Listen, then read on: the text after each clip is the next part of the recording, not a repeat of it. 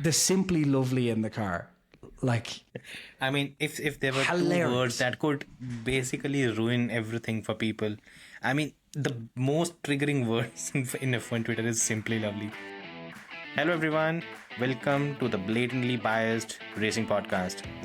That's the name, right? that is the name of the podcast, yes. See, third attempt and we did it. Third. Anyway, It's not the third. I mean, still, let's keep it. Let's keep it civil for now. We have so many things to cover today, and first of all, congratulations, Jason, as well. 150 subscribers. We've hit 150. Oh yeah, cool. Yeah, so congratulations, and thank you for everyone who has actually subscribed. I hope a few of you don't leave by the time we're watching this one. Well, it means that if it's happen. 150 people who were offended, because the rule is if you're not offended, don't subscribe. So Yeah, that's good. So maybe we might gain a few more. Who knows? Especially during this one. We're going to God, it's upset. going to be. We're going there are a to lot of definitely things. upset Verstappen fans. We're definitely going to upset Hamilton fans. I'm sure there's Leclerc more. fans are going to catch strays for no Bottas reason fans, whatsoever because that's Perez so often. fans. Yeah, there's going to be a few. Yeah. Yeah. So, Dutch Grand Prix, and as expected, I think, actually not as expected, I predicted Max Verstappen to win. Well, Lando Norris dominated, I think, from lap Where should we start? I mean, honestly, we can go. Let's just have a brief recap.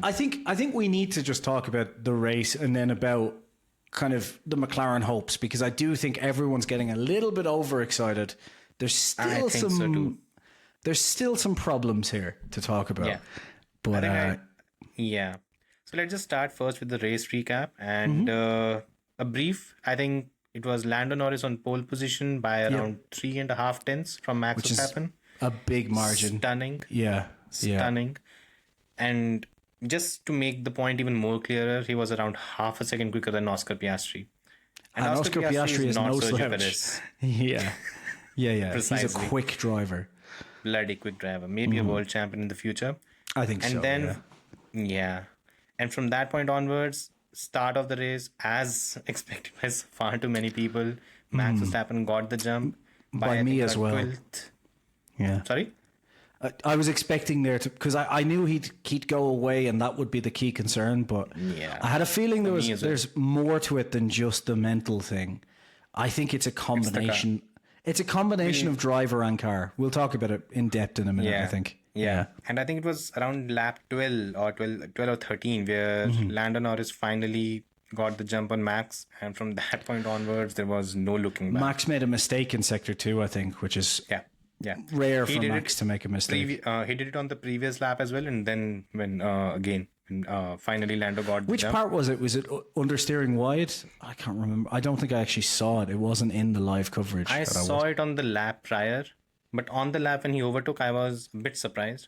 I think it was funny. I tweeted, "It's very hard to overtake in Zandvoort." Yep. And then And I think it was just a minute later, boom, Lando was gone. It was a surprise for me, and I think we'll get to it why I thought that overtaking was going to be tough at this track. But after this very point, it was a bit surprising to see Lando ask, "So what are we supposed to do now?" Leading the fucking race, go ahead and win. And from that point onwards, I think he took it in his stride, and you can see he's still new when it comes to all these things, when it comes to adapting, when it comes to basically pacing himself against a rival like a Max Verstappen. From then he just drove his race, and I think around 23 seconds was the gap. 20, it's like 22.5, I think, exactly, something like Precisely. that. Yeah. And with that, and just to top it off, last lap, 44 lap old tires, fastest lap. Yep. The best part was the cool down room where both Max and Leclerc were sitting, and Leclerc asked Max, how far ahead was he? In like 22 seconds. And this was the reaction from both of them. Like, there's nothing we could have done in that case. Yeah. And I think that's fair. This is like Red Bull's advantage last year. You know, that's this is basically Lando and McLaren doing to Max and Red Bull, but they've done to almost everyone in the last couple of years. Yeah. So yes, the gap is now around 70 points between Lando and Max. Exactly 70. And people are talking about a world championship battle, and a lot of things. I think first of all, for me, something that I actually even wrote about, and the F1 official account probably pissed off a lot of people when they said the same thing, that Lando Norris made a statement in the Dutch Grand Prix. So what's your view on Lando Norris making a statement? Did he make a statement? And how would you actually categorize it? I think kind of what I said before the summer break and during the summer break was like, he just needed to go away for a couple of weeks, get away from F1 and kind of come back with the mentality that, okay, I'm in a front running car now. Like, I know I've beaten this horse to death, but McLaren and Norris both feel like Vettel and Red Bull in 2009, where it's like, you needed that kind of adjustment time to go, oh shit, like we're not a midfield team anymore and I'm not a midfield driver anymore. Like, I have to adapt to this. And I think that's where I do think he did a lot better in the race start. And I think there was a couple of things I liked about it. One is, realistically, as much as we could bash on him for the race start because it wasn't great, McLaren had a bad race start overall, because Oscar Piastri had basically the same thing. His reaction time was dead on exactly the same as Max Verstappen, who I think you would say over the last couple of years has had the best race starts of anyone. Like, he has not lost ever a position at the start of the race for around, I think, 20 races or something now. But he's just bulletproof at race starts. Like, he is the go-to guy if you want to look at what a race start should look like. And it was exactly the same reaction time. The clutch drop was fine. Everything he did was kind of fine, but the car just couldn't get traction then once it kind of got into that second phase. And I had a look at the onboard from Oscar and it was almost identical. In terms of, so it was either that side of the track, or what I'm guessing is McLaren didn't do enough race. Like, no one really did enough race start practice sets over because of FP3. So I just think it's a case of everyone being washed out. Yeah, so I just think it's a case of McLaren still aren't quite 100% there operationally, and it's just like Red Bull and Mercedes and Ferrari even, like, they've been at the front for a long time, so they have these things down. But what I did like was, I feel like Norris before the summer break, that would have been him on the radio going, oh, bollocks, like, like just getting into his mind the whole time. And I feel like it was kind of just, as soon as it happened, just, all right, move on. And he was really calm over the radio, just got the head down, responding, and just went on with it. And that's the difference for me. It's like, okay, I think in his mind now, he's like, right, we're at the front. The only way to fight for a title is to do it calmly. It's a big ask this year. So all I can do is try and do my best every race. And kind of in that Max Verstappen, 2022 mindset, where it's like, look, all I can focus on is me. Let's just forget about everything else. So I do think it's a statement, but not in the way that everyone's making it out to be, because a lot of that's down to car performance, but his attitude for me was a big change. And I think it's a good step. Yeah. And coming back to the start, actually, first, third, fifth, seventh, all of them lost positions at the start. So on that side of the track. Yeah. Right. And as soon as the start happened, I was actually looking at it. My first reaction was just as yours. I thought, again, he just fucked it up.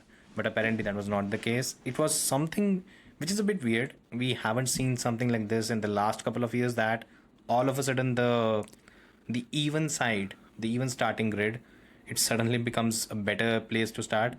But we had the same thing happen to even Alonso. And look, if it's happening to Alonso, it means he's probably the best starter in F1. And if it's happening to him, you can safely say that maybe there was something to do with the grid starts.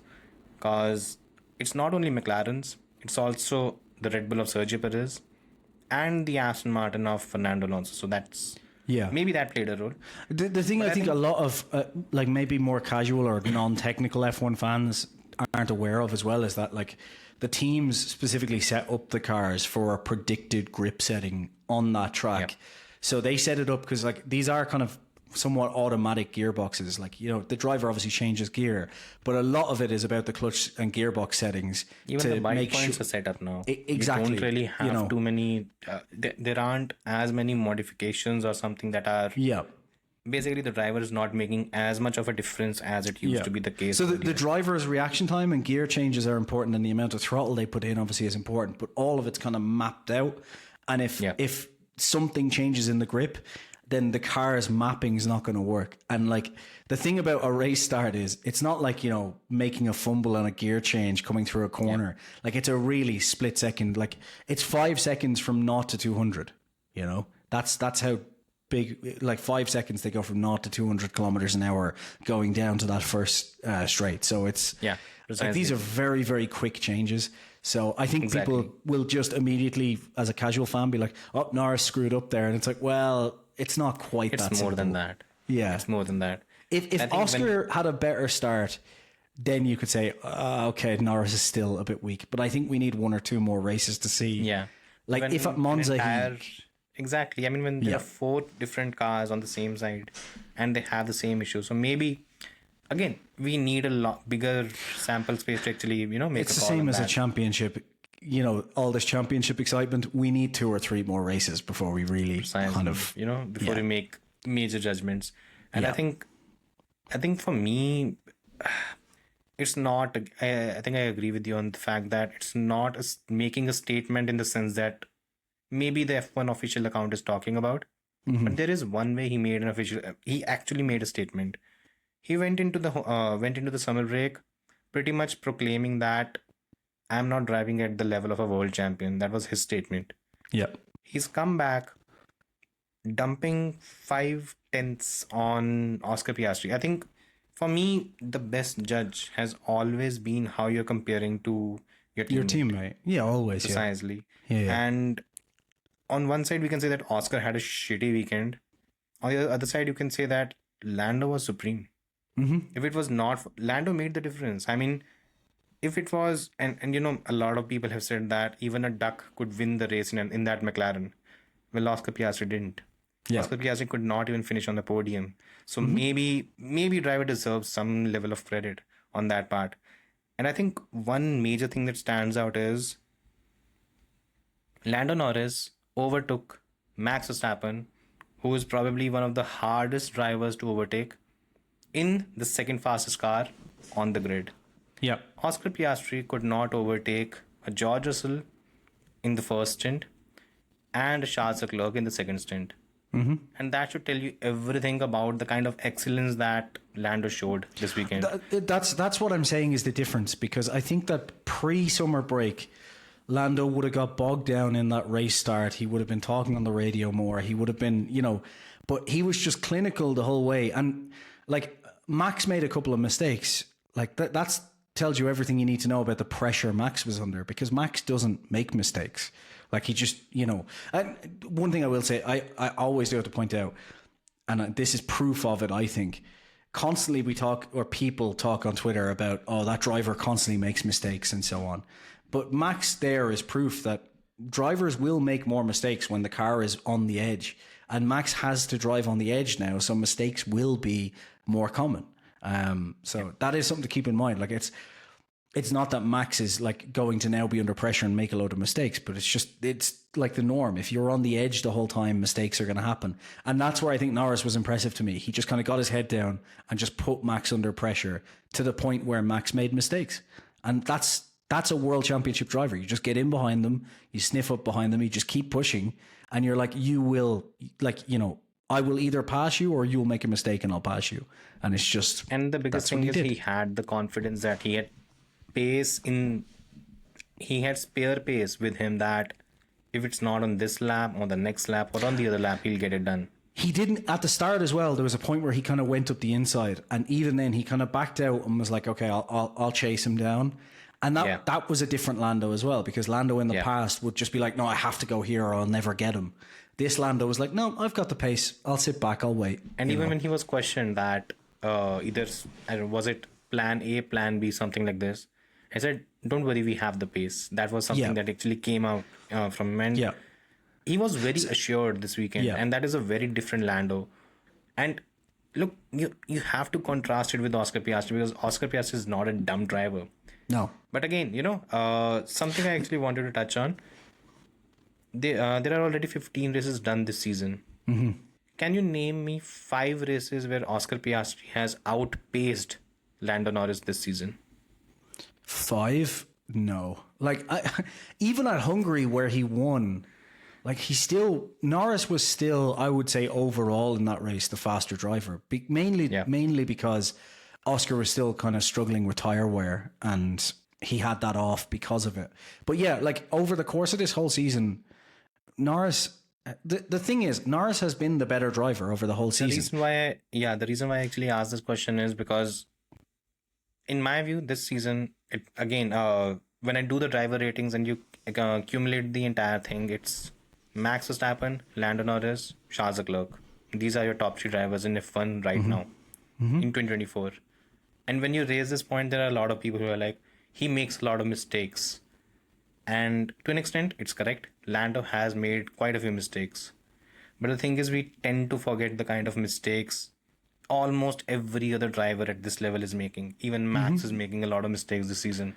The reason is they are all pushing at a very, very ragged edge. I had this, not argument, but I had this point with someone about Lewis Hamilton, because Lewis Hamilton is famously someone who doesn't make mistakes in Formula One. Like constantly, that's what's talked about. However, it's one of those things you've got to keep in mind that, like, if you were to take out all of the seasons where he didn't have the absolute fastest car, then all of a sudden the percentage of mistakes per season goes up. You know, like, you know, in 2021, when he was under pressure, we have that Imola moment, famous one, from 2009 to 2012, 2013. There were plenty. There was a lot of mistakes. Like, this is the thing. It's like, on average, Lewis makes very few mistakes, but that's because for a massive portion of his career, he had a car that was way out in front, and you didn't need to, like, Max Verstappen, someone argued with, Max Verstappen makes mistakes. And I was like, yes, exactly. But if you look at last year, but I was like, if you look at last year, 2023, Max made very few mistakes. And the reason for that is because he's not under pressure. So when a driver is not under pressure, obviously the mistakes are going to be far and few between, because, like, world championship drivers don't make mistakes when they're not under pressure. They only make mistakes when they're under absolute pressure. So they're performing at 80%. They don't need to go at 100%. And that's something people don't understand. And that's where I think the mindset is really important, because I do think Norris was in the mindset of he has to work at 110% all the time because the car was always there. And I think he's had to have that time away to adjust to go, no, the car performance is actually one of the best now. So I need to be more strategic and more logical and more calm. Whereas I think Oscar inherently, because he's a newer driver, doesn't have that kind of mental blockage of, like, okay, I think you know Oscar what I mean? Maybe still a step behind. Honestly, he's still just one He's step catching very behind, quickly, though. And again, this was something I raised. I said, I think it was a Saturday when I said that if you don't think Lando Norris is an elite driver right now, you're honestly just a hater, or probably a fan of the other top 3-4 drivers. It's the same it's the same as Russell. The fact. It's the same as Russell. Everyone talks about Russell bottling it the whole time and all these things. But if you look at Russell and Leclerc, if you go through all of their mistakes were made when they were pushing under pressure in a car that wasn't the fastest. So they're pushing right at the knife edge. Mistakes are going to happen. You know, like, if you don't have anything in hand, mistakes are going to happen. Yeah, and I think it's drivers like Latifi. It's drivers like Latifi and Sargent who make mistakes when they're not under pressure. That you should be going, oh my god, that's ridiculous. Like, you know, that's bottling it. That's wrong. Know? When that you're on the knife edge pushing for a win at Singapore and a mistake happens, it's kind of forgivable. You know, it's like, okay, right. You know, happens. I mean, there's nothing else at stake. There was no championship at stake or anything. If he gets a win, great. If he doesn't, it's a podium or maybe even less. Who cares? He didn't care. Sometimes they don't really understand the concept. Yeah, and that's something, you know, a lot of people don't understand. There's still this fixation about Alonso is an elite driver, Lewis is an elite driver, and Max is there. But I think it's about time we start giving basically a credit, or maybe you can say a praise that a driver like a Leclerc, a Norris, a Russell also deserves. They are right up there with all these drivers. There's literally nothing. You can't separate any of them.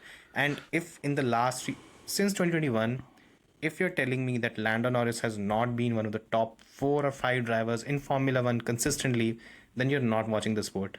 honestly you're not watching the sport. You're still stuck on Baku 2021 or maybe one or two other crashes, and that's a stupid way to look at sport. It's like Leclerc. Like Leclerc hasn't had the machinery to really fight over the past couple of years since 2022. He's had machinery that occasionally has been in the fight. Like Australia this year, it was in the fight, but Sainz just had the upper hand in that particular race.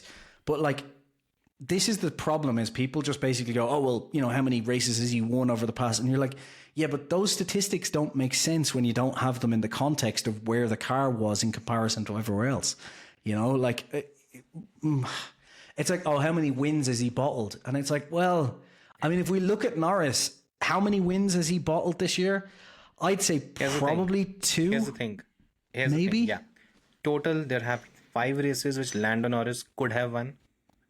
Out of these, 2 races were the ones where he had a bad start. Hungary and Barcelona. Yeah. Other than these 2 races, 2 races were fucked up because of bad strategies, which was Canada and the race in Silverstone. And Hungary, might I add, that I think if they hadn't have given him the undercut, there is a good chance, given the pace he had in that second stint, he might have overtaken. So that's kind of unfair to take away from him. Barcelona is the only one. What, did you hear the sound? Yeah, it's fine. Someone banging around. It's cool. Okay, yeah, probably. But yeah, it was weird. In Barcelona, he lost it on the race start, but like, in fairness, it's not like he completely threw the whole race away. He really put pressure. And then Austria, not his fault. You know, it's not. Whatever anyone can tell you, Austria was not his fault at all. I mean, even if you absolutely wanted to be completely like, okay, Verstappen wasn't at fault there, it would still be a racing incident, regardless. And even then, Lando was not at fault in that case. That's my point. It's like, it's a racing incident. These things happen. The 2 of them were aggressive and crashed. So, ideally, just look back at these things. If there was not a strategy fuck up in Canada or a strategy British Grand Prix in a race like British Grand Prix, and Austria had gone smoothly, Canada was reverse Miami, basically. Safety car just went in the favor of Verstappen. No, but McLaren had the opportunity to pit. They still... yes. I mean, there was a very tiny window, but still, it went against them. If Red Bull were in that position, they would have made the call. We all kind of... I think you could be pretty certain of that. Yeah, precisely. So, yeah. And you have to... Yeah, exactly. And if that was the case, Lando would have five wins right now. He would have 5 closer. Wins. And Max has 7 wins. And the entire championship changes. And these wins are lost not by his fault. But the thing is, no one wants to dig deep into the data. It's just whatever works for them. And that's something... I mean, like, at the other stage is, it just doesn't matter. You could do these what ifs all day about everything. So it just doesn't matter. But if we're just talking about performance of a driver, I think, like, over most of his career, Norris has been one of the elite level drivers. And precisely. People just dislike Norris for a variety of reasons. One of the reasons is obviously things like Simply Lovely when he wins. Which Jesus Christ, I didn't even know. I thought it was brilliant. I thought it was brilliant. And I'll tell you why. Because he said, Simply Lovely, huh? And he kind of, you could hear in the voice, that's like me just saying something knowing it's going to piss people off. And I'm like, that's hilarious. Like, I want drivers who do that. Max does it the whole time to wind people up. Like, Vettel used to do it all the time. You know, like, and Alonso is a master of that. He still does. Yeah. He still doesn't stop. I like it. Drivers are supposed to be animals on track. They're supposed to be arseholes on track, you know?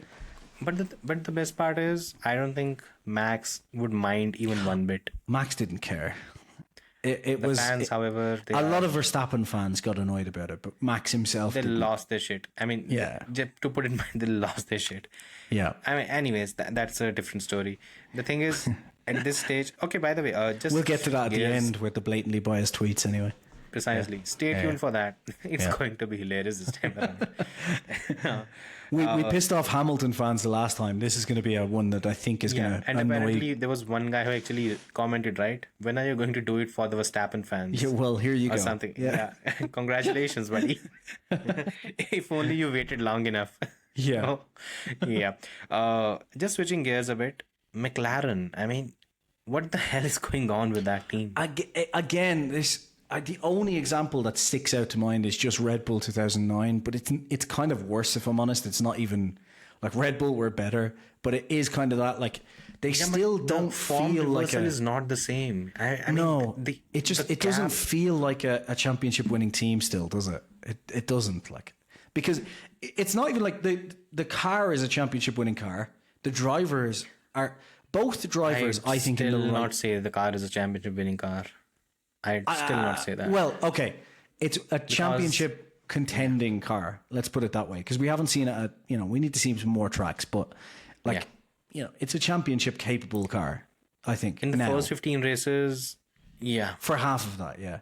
Like for the first 6-7 races, it wasn't, which is why it's so far on. Not in close, yeah. It was like right at not at the back in Bahrain, but it was a terrible car in Bahrain. It was 48 seconds. Lando was 48 seconds behind Max Verstappen. Yeah. In Bahrain. And he finished 22 seconds. That's 70. It's now a championship capable car, but it might be too late for it to make use of that, basically, is the way I would say it. But it was the radio calls that for me were just so un-championship like. It's like, we're wondering about this situation. Like, what do you think? Who are we racing? I mean, the best part was, who are we racing? What? When Norris saying the car in front, like, this again, another reason I'm kind of thinking that Norris has come back ready, because his response was just so like, guys, come on, like, it's the car in front, like, obviously. What stupid question was that? Honestly, what stupid question was that? Can you imagine Red Bull GP saying to Max, like, hey Max, just wondering who you're looking to race today? Like, do you want to race the guys behind or the guy in front? Like, again, that's the thing, and it's so interesting because 2009. Vettel, Rocky, that was the same combination because they had no clue. Yeah. They had no clue how to run races. And even it was a bit more visible with Weber as well, because even he had a few issues.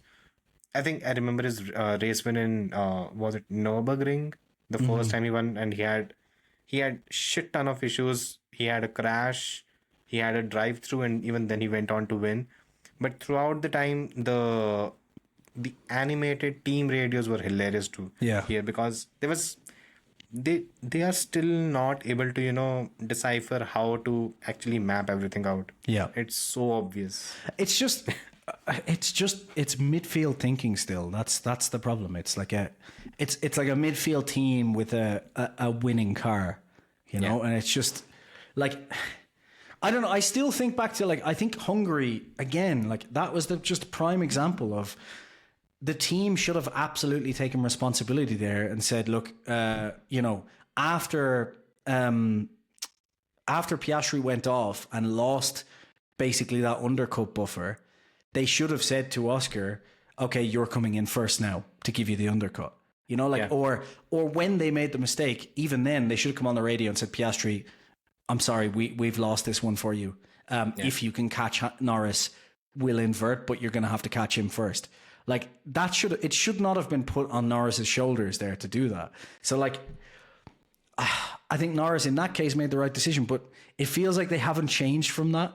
It's still like kind of, I don't know. It feels like they think they're going to win the constructors, but they've given up on the drivers.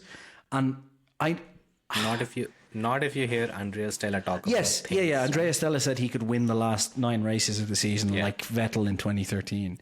And that's the right attitude. That's the way they should be thinking. Do you think McLaren has the car to be fastest in the next 9 races? No, but I do think that they have a car that, if all of the right decisions are made, they have a car to be in with it. Like, they have the capability of fighting for the win, but I don't think they'll have the absolute fastest car. Like, I would expect the Red Bull to have the slight edge at Monza, for example.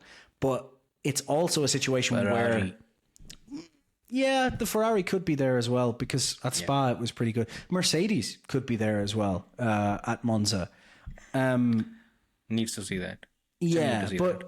But the thing is, it's so close now that if you get all the decisions correct and you put together a strong qualifying lap, you should be at the very least fighting for the lead and finishing P2 or P3. Yeah. But the problem is, I'm just not certain that McLaren have the capability of making those calls. And What's your take on the performance though? of the car On an itself, average, McLaren, again, it was slightly skewed by the fact that Max ran the older Yeah. spec of. they think there was 2/10, right? Or the new Yeah, one. something like that. Yeah. So So they were old parts that he was running. They were running basically correlation. It's hilarious that they're doing it in Zandvoort right now. yeah, Which is again, we'll talk about it. But what do you make of that speed? Because I think the reaction of both Leclerc and Max when Lando told them that he got the fastest lap on the very last lap. I think Leclerc could not say anything for a second or two. And he's like, oh, okay. And you could see that he knew that that kind of pace was just unachievable in his car. He Yeah, knew that at yeah, that yeah. very moment. And that's a very damning kind of thought that is this car too fast now? Because is there a case that McLaren has created such a buffer that every other team would be behind them? And I it's just- basically I'm just is it the thinking new Red Bull? over. Is it a rocket ship as so many people are actually Well, see, calling this it? is the thing. Over the next few races, right? Like over the next 9 races, before Zandvoort, I would have said that there's probably like 5 races where the McLaren probably has the slight edge over Red Bull, and 4 races where the Red Bull has the slight edge over the McLaren. Yeah. But now I'm not so certain, just because we don't know, because how much of the pace difference was just that car was always going to be good around Zandvoort? Because I thought it should be better around Zandvoort than Red Bull. I think I said last week, I was like, I don't know if Red Bull's going to be the strongest around here, but I wasn't sure. Yeah. How much of this is just how they were going to go at Zandvoort, and how much of it is that they've fixed some of their weaknesses with this new upgrade package? Because if they fix some of their upgrade weaknesses package with the worked. yeah, and Red Bull, I think, has reached the upper limit of what it can do with its mechanical platform. And I think basically the problem is they've piled too much downforce on, which is making it tricky. So now they're kind of seeing how much downforce they can take off to give a slightly wider window without, diminishing too much performance, which makes sense when you think, okay, we've got the new spec and the very, very first spec floor on, and we want to see where in the center we can kind of work out. That's what they're doing, what it looks like. I'm not sure now. Like, I mean, if McLaren win at Monza, I think it's game over, because that is completely the opposite of what I would expect. I would expect Red Bull to be the fastest at Monza. So if McLaren have Ferrari to be the fastest. okay, I think fair Ferrari enough. might Yeah, be the yeah. fastest. I don't think so, but yeah, maybe. Why I don't think Red Bull will be the fastest is the curbs. Yeah, that's a fair point. It's not only just the at the start finish straight, it's also the Ascari. Yeah, that's fair. But then, I mean, in straight line speed, they tend to, like, their DRS capability is just crazy compared to everywhere else. That's true. Their aero efficiency is still, well, again, was still the best, but Bad car. It's not. but a this bad, is I think this they is have what to McLaren were trying to fix, right, with these upgrades. So Yeah. for all we know, they come next week with a new low downforce rear wing that kind of enables everything perfectly, and boom, they're in there. So They will be. I think. Again, we'll talk about what happens in Monza a bit later.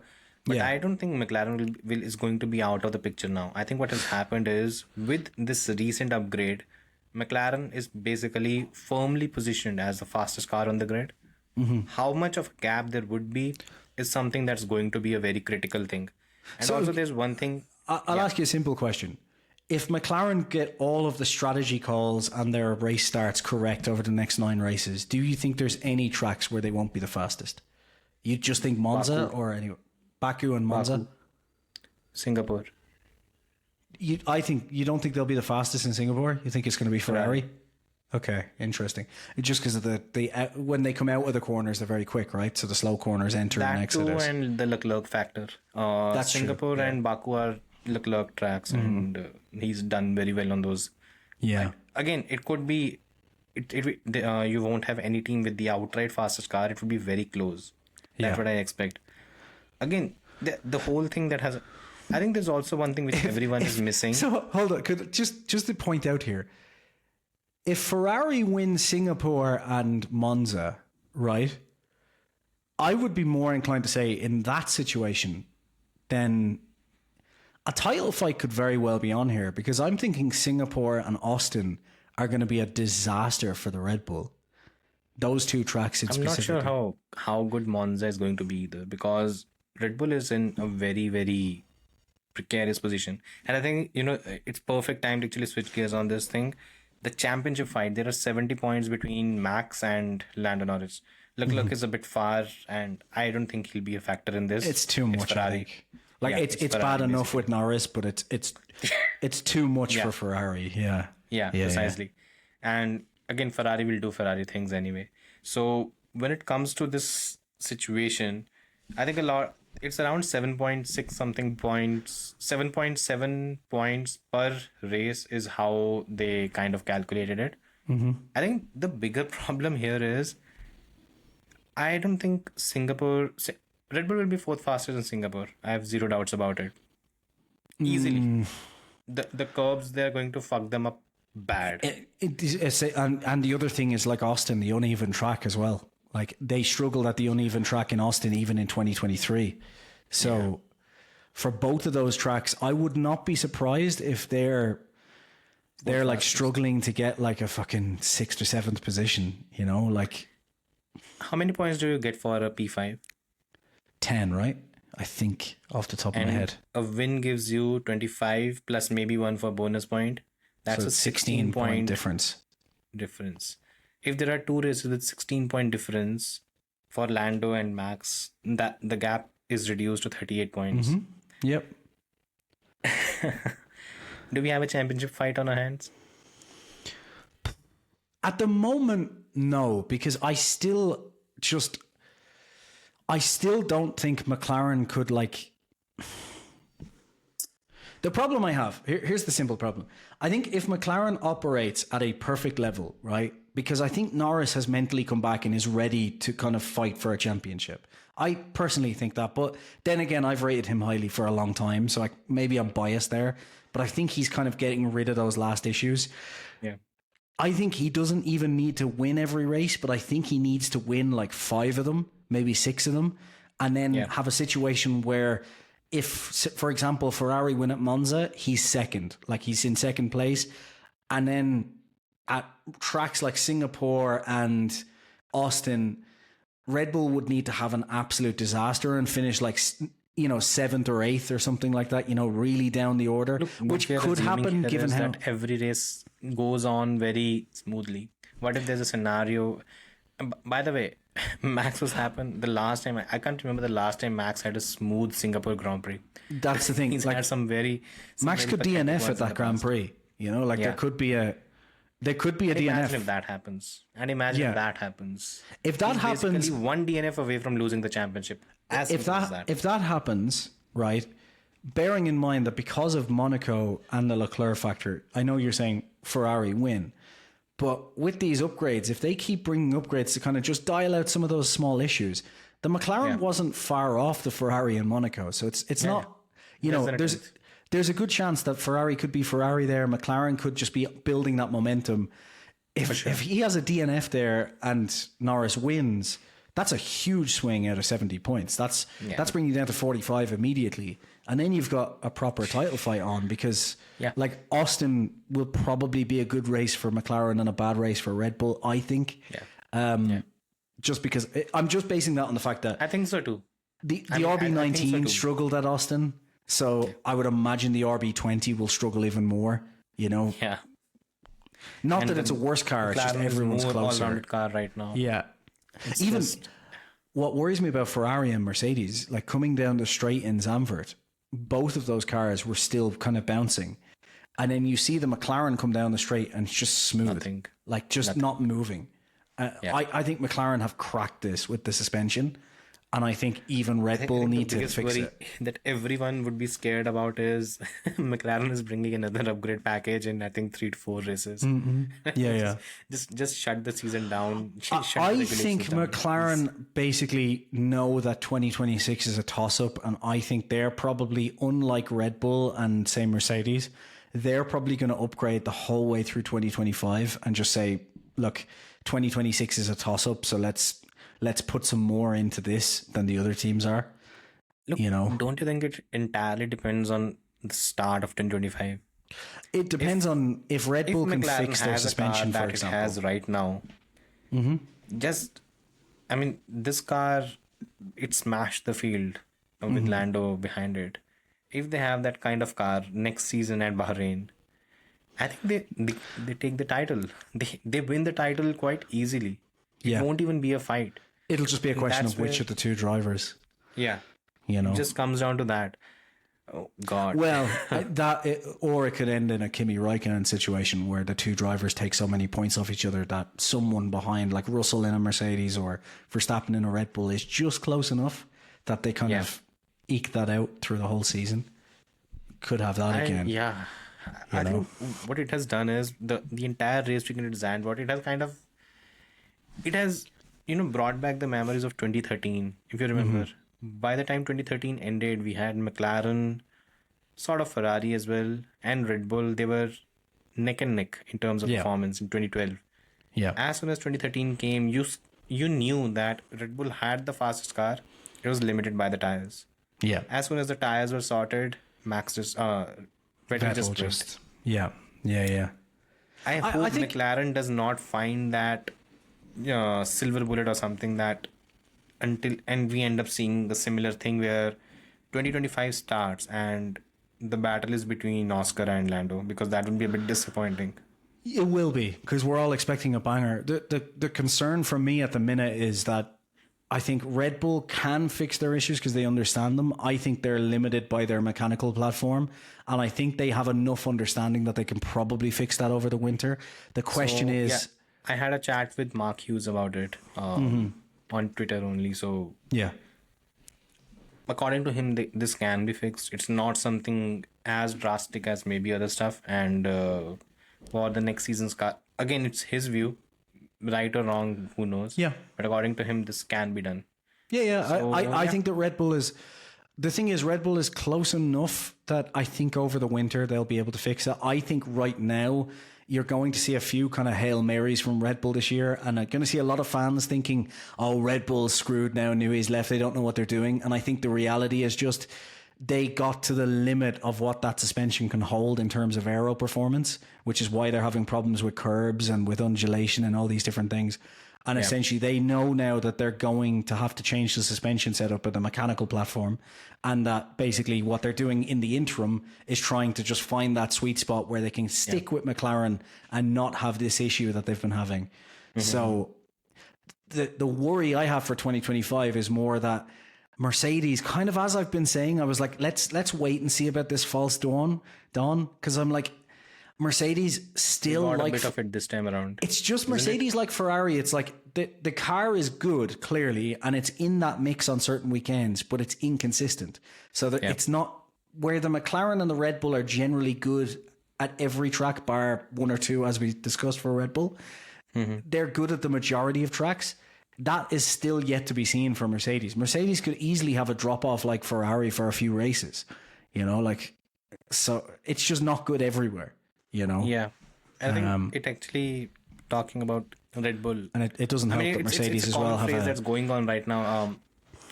I honestly hate it. Is the Red Bull RB20 a shitbox? No, not at all. Like, what's your view on the whole? This is my simple thinking on it. Like, the RB20 is a better car than the RB19. It is a faster car than the RB19. Almost a second quicker. Yeah. However, in these regulations, it was always going to be, since 2022, these regulations are more prescriptive. There's less scope for change. there's still F1 engineers always find every single little thing. Yeah. But at some point, you are going to get convergence. And because it's cost cap, you can't just run away with crazy ideas. Because if there wasn't a cost cap, Red Bull would just completely switch out their mechanical platform over the summer break, come back with essentially an RB20B, fixing all the issues. But the money's not there to do that. So this was always going to happen. So I've been saying this for a while. Like, the problem is that McLaren, Mercedes and Ferrari, well, less Ferrari, but McLaren at least, and sometimes Mercedes, have basically caught up enough to a point where Red Bull is now stuck in a small window. And Red Bull last year talked about the fact that they had some weaknesses. And as Max and Nui said, weaknesses are just being exposed because we're being forced into a tighter and tighter window. So precisely. If the Red Bull's a shitbox, then Mercedes and Ferrari have a lot to answer for. It's the simplest way to put it, you know? Basically, yes. And that's what I was going to get to, because again, a lot of this thing has been said that McLaren is a rocket ship, Red Bull sucks, this and that. And what I did was I just did a basic calculation in terms of, I ranked the pecking order of the 4 teams, McLaren, Mercedes, Red Bull, Ferrari, in terms of how they've been on every race. We've had 15 races for now. On an average, Red Bull is at 1.6. So how I ranked is 1, 2, 3, 4, simply. Okay. Yeah. Fastest, second, third, fourth. McLaren is at 1.9. Red Bull and Ferrari and Mercedes are a bit far to 2.9 and 3.3. What this basically shows is that Red Bull and McLaren, they are in a league of their own, but it's not a case of Red Bull being too far behind.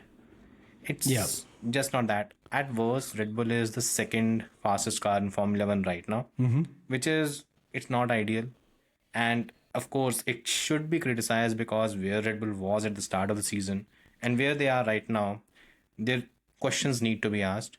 But it's not a shit box. I mean, I think F1 would you agree though to stop with this nonsense, honestly. And would you agree with a single statement that it's not that Red Bull have done a bad job this year, it's just that McLaren have done a better job in terms of just the car performance, not the on-track strategy and stuff, but just in terms of the actual car. Yeah. I think it's as easy as that. Yeah. And you have to sometimes you have to Max Verstappen fans are not going to like it. But the last 2 days, they've sounded just like Lewis Hamilton fans have sounded for the last couple of years. It's basically the same script. It's basically the same nonsense. And it's basically the same level of pettiness, honestly. You are blaming the team. The Red Bull is a shitbox now. Lando does not deserve a good car. And I don't know what else. And it's pathetic, honestly. But it's the usual thing, isn't it, of the fans going crazy when the driver... Like, I've said this about Lewis a ton of times. I love Lewis, but I can't stand a ton of his fans. Honestly, and Verstappen is kind of...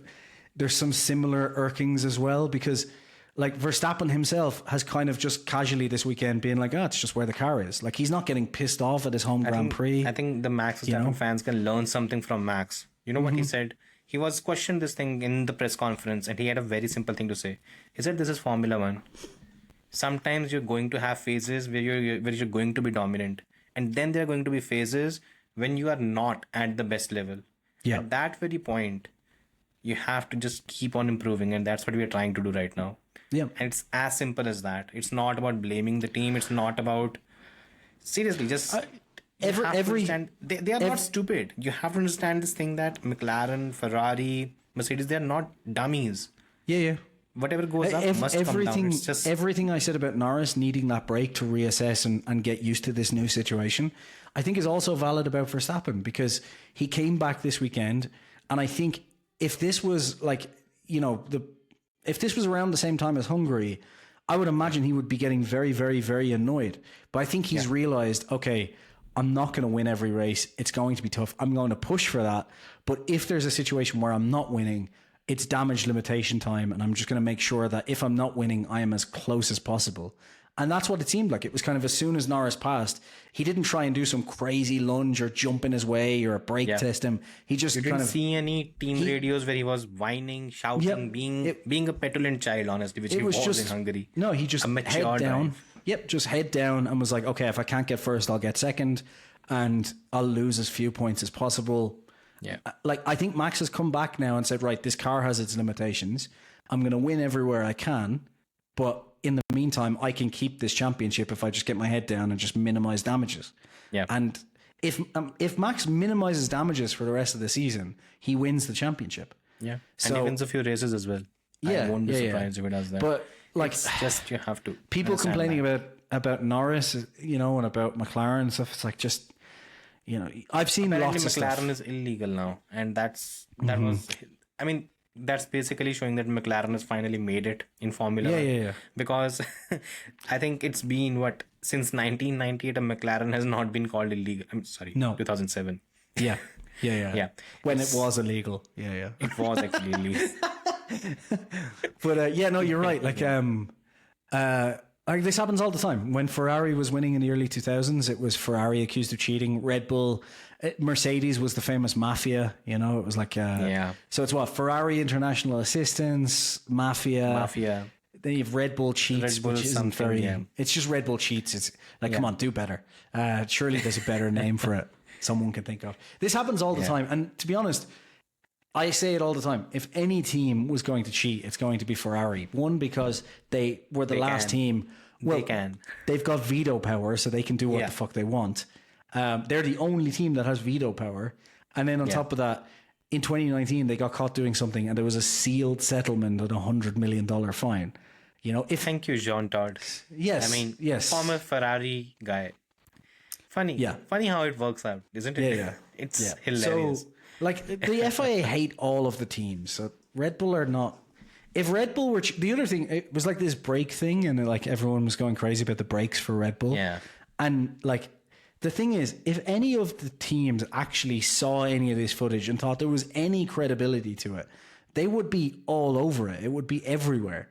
Like, the teams are sharks. They're looking for every advantage. By the way, it was outlawed after a meeting of the Motorsport Council.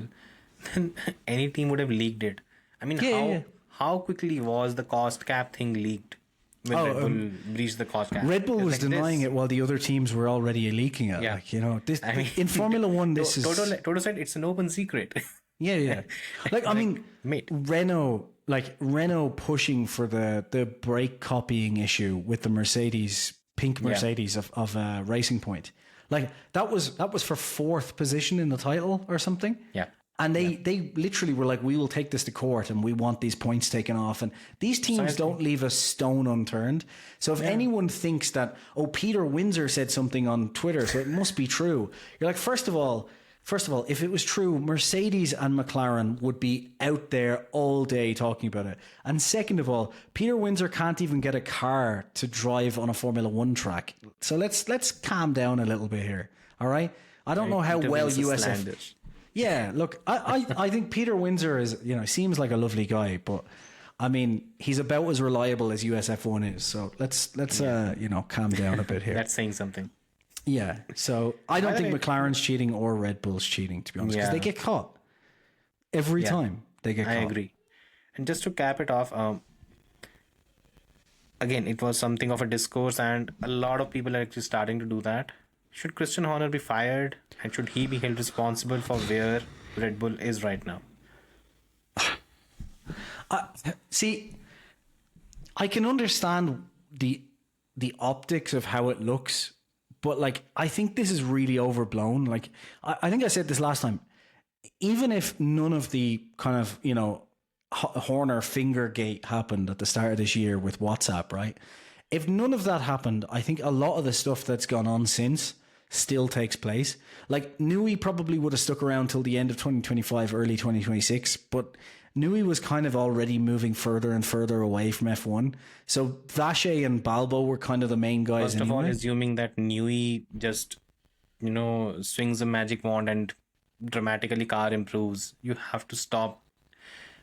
We have to stop overestimating what someone can do. Newey is amazing for kind of car changes and finding loopholes, and like, you can't underestimate. Newey does bring a lot.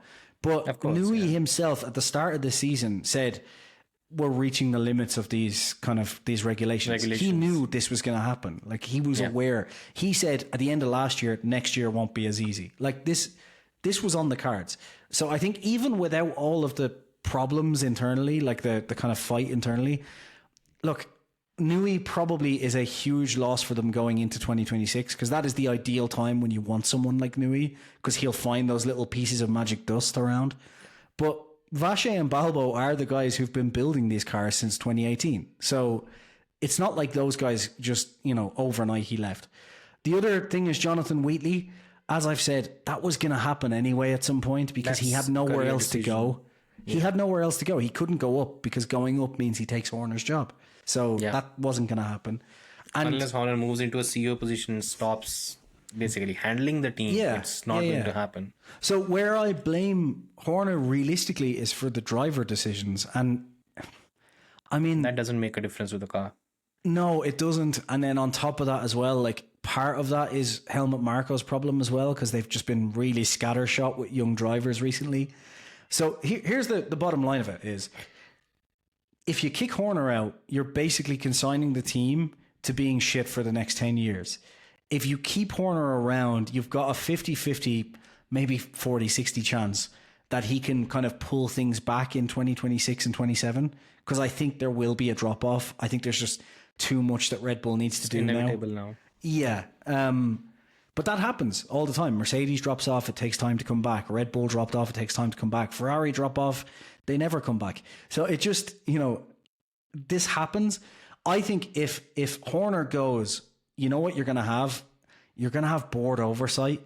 And there's a reason why Dietrich Mateschitz made sure that the Austrian board never got involved in F1, and the Thai side basically never got involved in F1. There's a reason the Thai side backed Horner, because they were like, okay, we can just leave you alone. We won't really need to put any money in. And, you just keep giving us sales of shit, basically. We don't want to do anything. Thai side knew that if the Austrian side got on board, then they would have to start making decisions as well. And they don't want to do that. So when's the last time a board run F1 team won a championship? 2008. Ferrari. No. Well, Ferrari. Sure, but John Todd was still around, right? Was he gone? Oh, he left in 2006. Almost gone, right? I mean, he was done. Yeah, he was on the way out. But even then, you're talking like, that's the leftovers of that's Michael's Ferrari, basically. Yeah, it's just the leftovers. I understand the point you're making, but like, look at Toyota, the amount of money Toyota put in. But when you have board control, there's too many decision makers. This is what Audi, I think, have realized and are trying to fix with Binotto and Wheatley, is to kind of go, okay, let's kind of move the board away from this and just give them goals, but not be too day to day. Because when a board is hands-on, it just doesn't work. With Audi, I'm basically on the fence right now. Until they complete their first season, I don't think we can make any judgment on where they are. I mean, it's hard to praise them after this race, right? Jesus. I mean, after any race, honestly. Yeah, but this one was spectacularly bad, considering they brought upgrades. I mean, they've had 50-second pit stops, so everything's better after that. Yeah, anyways, but coming back to Red Bull. I mean, coming back to Red Bull, I think there's one thing we need, and everyone continues to fixate on, okay, Christian Horner had this scandal.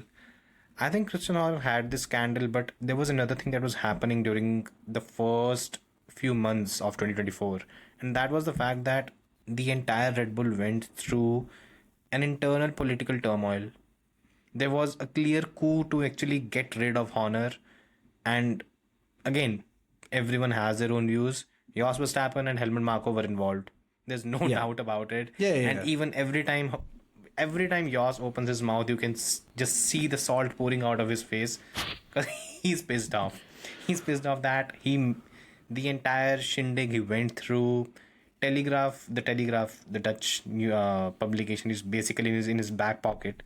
He's used that thing as his mouthpiece for pretty much spewing all kind of nonsense, and he failed. Honestly, he failed, and since then he's been pissed off, and he wants Max gone from that team. Honestly, right now Horner has a role to play, But you cannot discount the kind of nonsense both Marco and Verstappen also created, because they created a lot. And Verstappen still does. Every Yeah. weekend he comes in. I don't think I've seen him praise the team even once throughout 2024. Every time he opens his mouth, it's only for something negative. It's not Max for anything or positive. Yos? Yes. Yes, I was going to say Max Yos. has said some nice things. Max is someone who's more sensible. But I think again, you have a slightly different take on this. I think Max is possibly on his way out of Red Bull now. After this weekend, I kind of realized that again, he'll run the season well.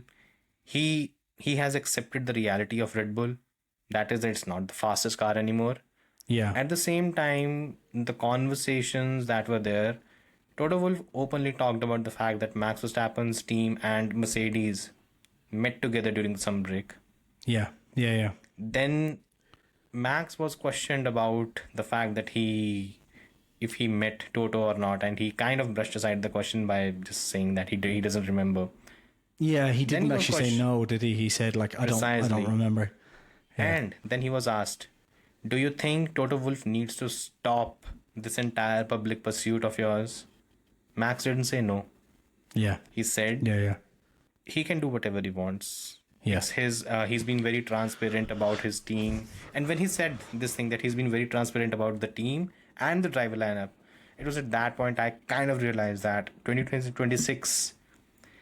I hope he doesn't do that, but I think it might be Max Verstappen, Kimi Antonelli at Mercedes. That's where it seems to be tending. Yeah, I still think he's going to wait until I don't think there's any chance he moves for 2025 because I think that Mercedes has. It's not possible. Well, it is. He could do it if he wanted to. Like he could figure a way around it. Like the contracts are made to be broken. They could figure it out.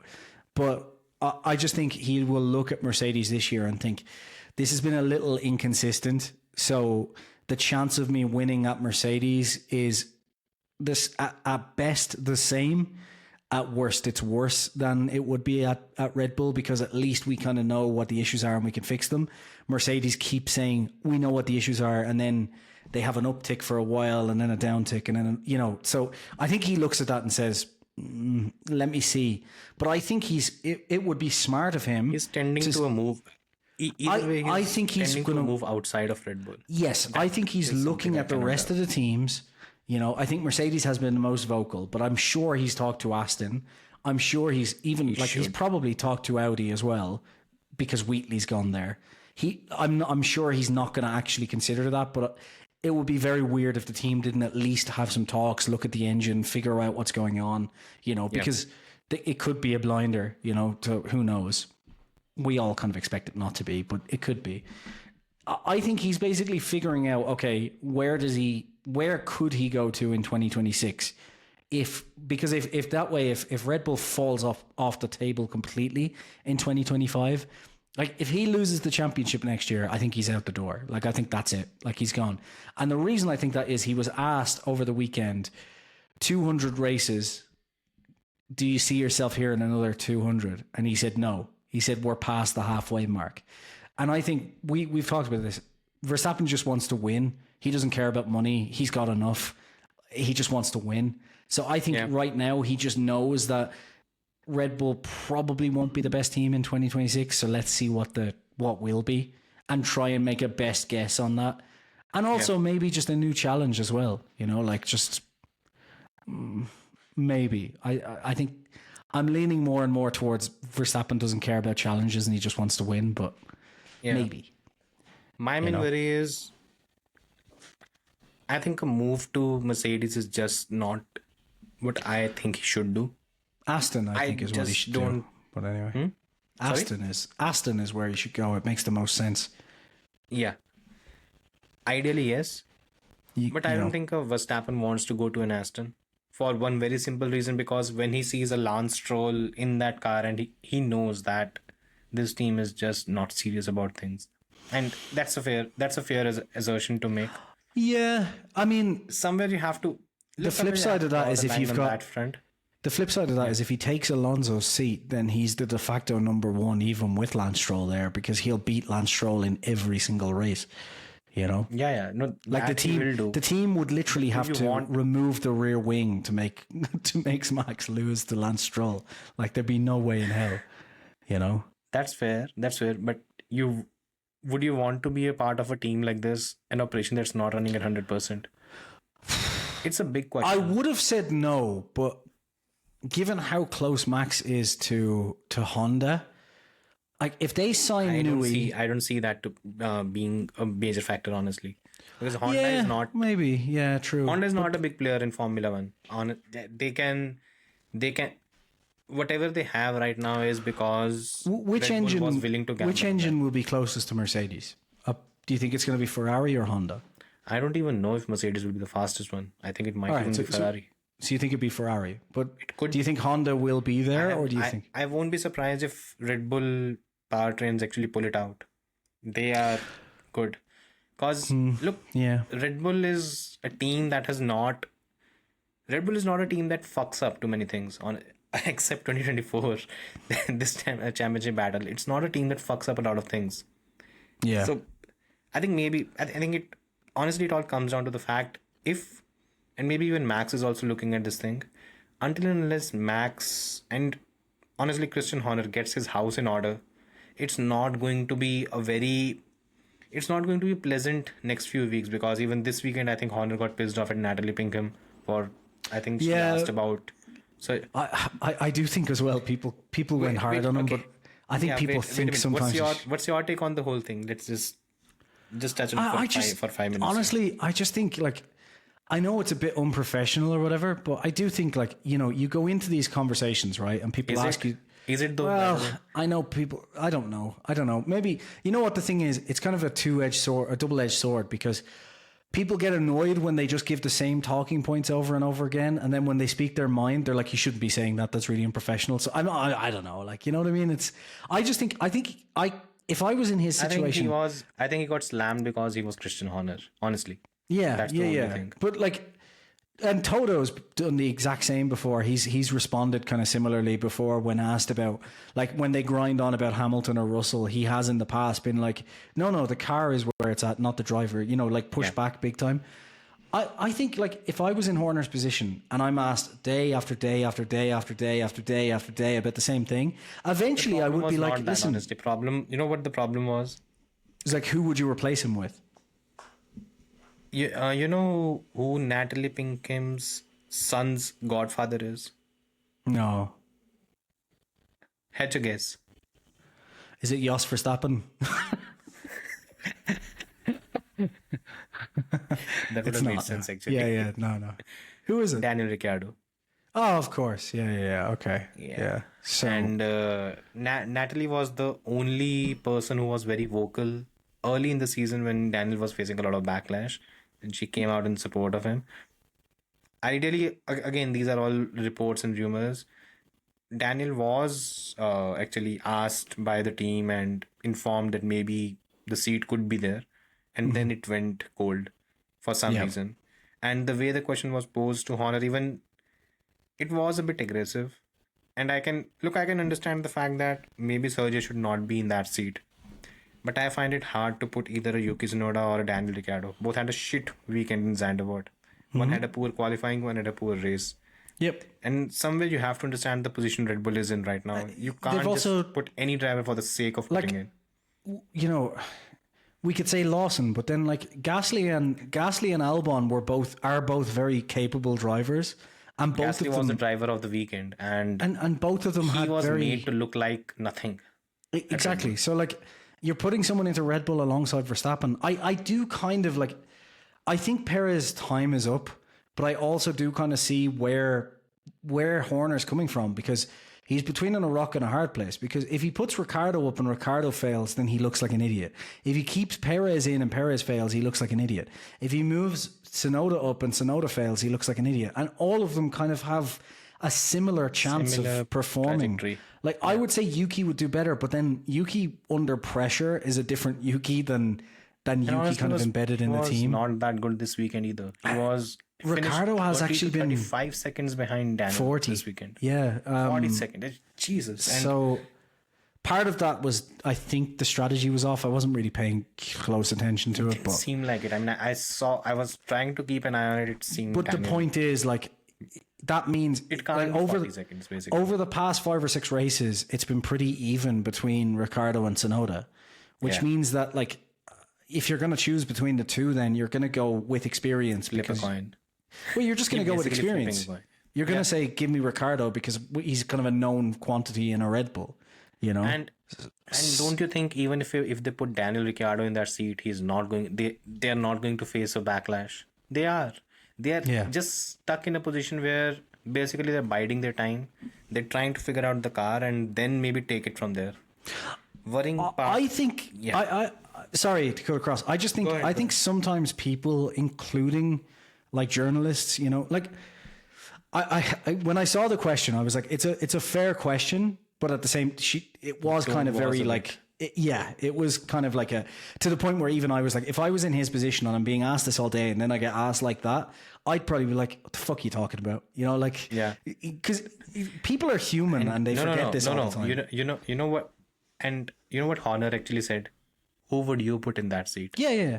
And it was basically because he baited her to say Daniel Ricciardo. Yeah, I think she said, well, I asked you the question or something like that, didn't she? Or something. She said, I'm not the person who's supposed to answer something but like it's this. like, all right, well then, whatever. But look, to be honest, I think it's a fair question, but also it's been answered over and over again. So I can kind of understand that kind of like, I'm sick of this. The other thing is, I do think as well that a lot of fans and even the media kind of sometimes forget that there's all these kind of and also there's all these kind of narratives built up, you know, and we fall into it as well sometimes, you know, where we've heard all these different things, so then we have our narrative and perspective of what we think's happening, but the guys in Milton Keynes looking at the data know exactly what the situation is.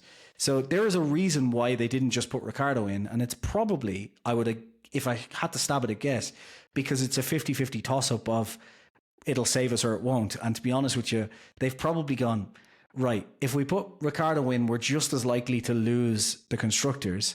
So why don't we just keep it stable, play it out till the end of the season, and then put Ricciardo in for next year? And that way we're not just throwing the baby out with the bathwater. Yeah. Like... Yeah. Like I said, I think everyone either loves or hates Horner. He's that kind of figure. I really like him. I like the fact that he generally kind of just says what he's thinking to the press a lot of the time. Like he has got the media coverage stuff like all of them do, but like Fred Vasseur, he'll just come out with stuff and be like, oh, this is just, what are you talking about? Like, you know? I think he's someone who is, I'm very ambivalent on him because again, team principle is something, okay, fine, they're doing a great job. It's not someone who derives that kind of emotion that a driver does. Mm-hmm. I've seen him get very unfairly criticized pretty much since day one. First, it was because he was too young. Then because he could not handle a juvenile Sebastian Vettel. Then it became a big issue when Renault power unit completely blew up and he had a lot of things to say. Then it became a big issue because he was pretty much chirping against Toto even though the car was not competitive enough. Yep. It's just he gets criticized for the sake of being criticized far too many times. And even though sometimes it might be justified, it's not justified, at least in some areas. I think you and me probably have a similar opinion as well, though, in that for me, Formula One's a competitive sport and I rank performance above all else. Like if a driver's performing on track, like at the level of a Verstappen or a Hamilton, and they're an absolute asshole off track, I'm still like, love that guy. Like he's an incredible driver, because for me, it's about the driving. It's about the performance, right? Everything else does not matter, honestly. When is the last time that a team principal, when their team fell apart and that same team principal was able to hold control and bring it back? Like, it's still yet to be seen if Toto Wolff can turn Mercedes back into a title winning force. Like, they seem to be on the right trajectory, but McLaren have done it now. Like, McLaren had to change team principal and completely fall apart. Rebrand.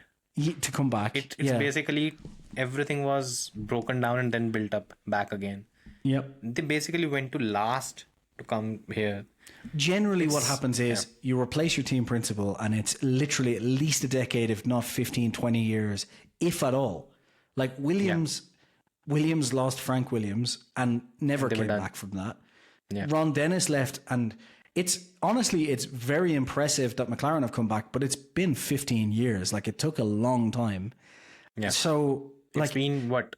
2012 was the last time when they were front runners. 12 years. The only reason why I think Mercedes might have a chance of coming back is because they kept Toto.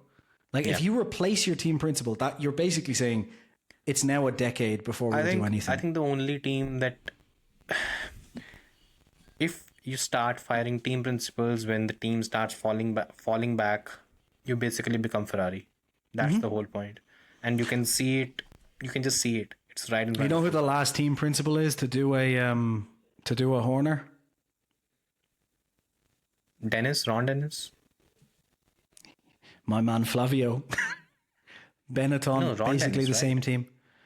How? Oh, but no, Ron went. Well, I suppose actually, Ron McLaren. What was it with? Ron bought the team with Benetton or something. Right? Yeah, well, actually, no. And now that I think about it, Ron was running it when Hakkinen won, right, and then into the Lewis Hamilton Championship. So, Hakkinen, Lewis, and that's 3 different.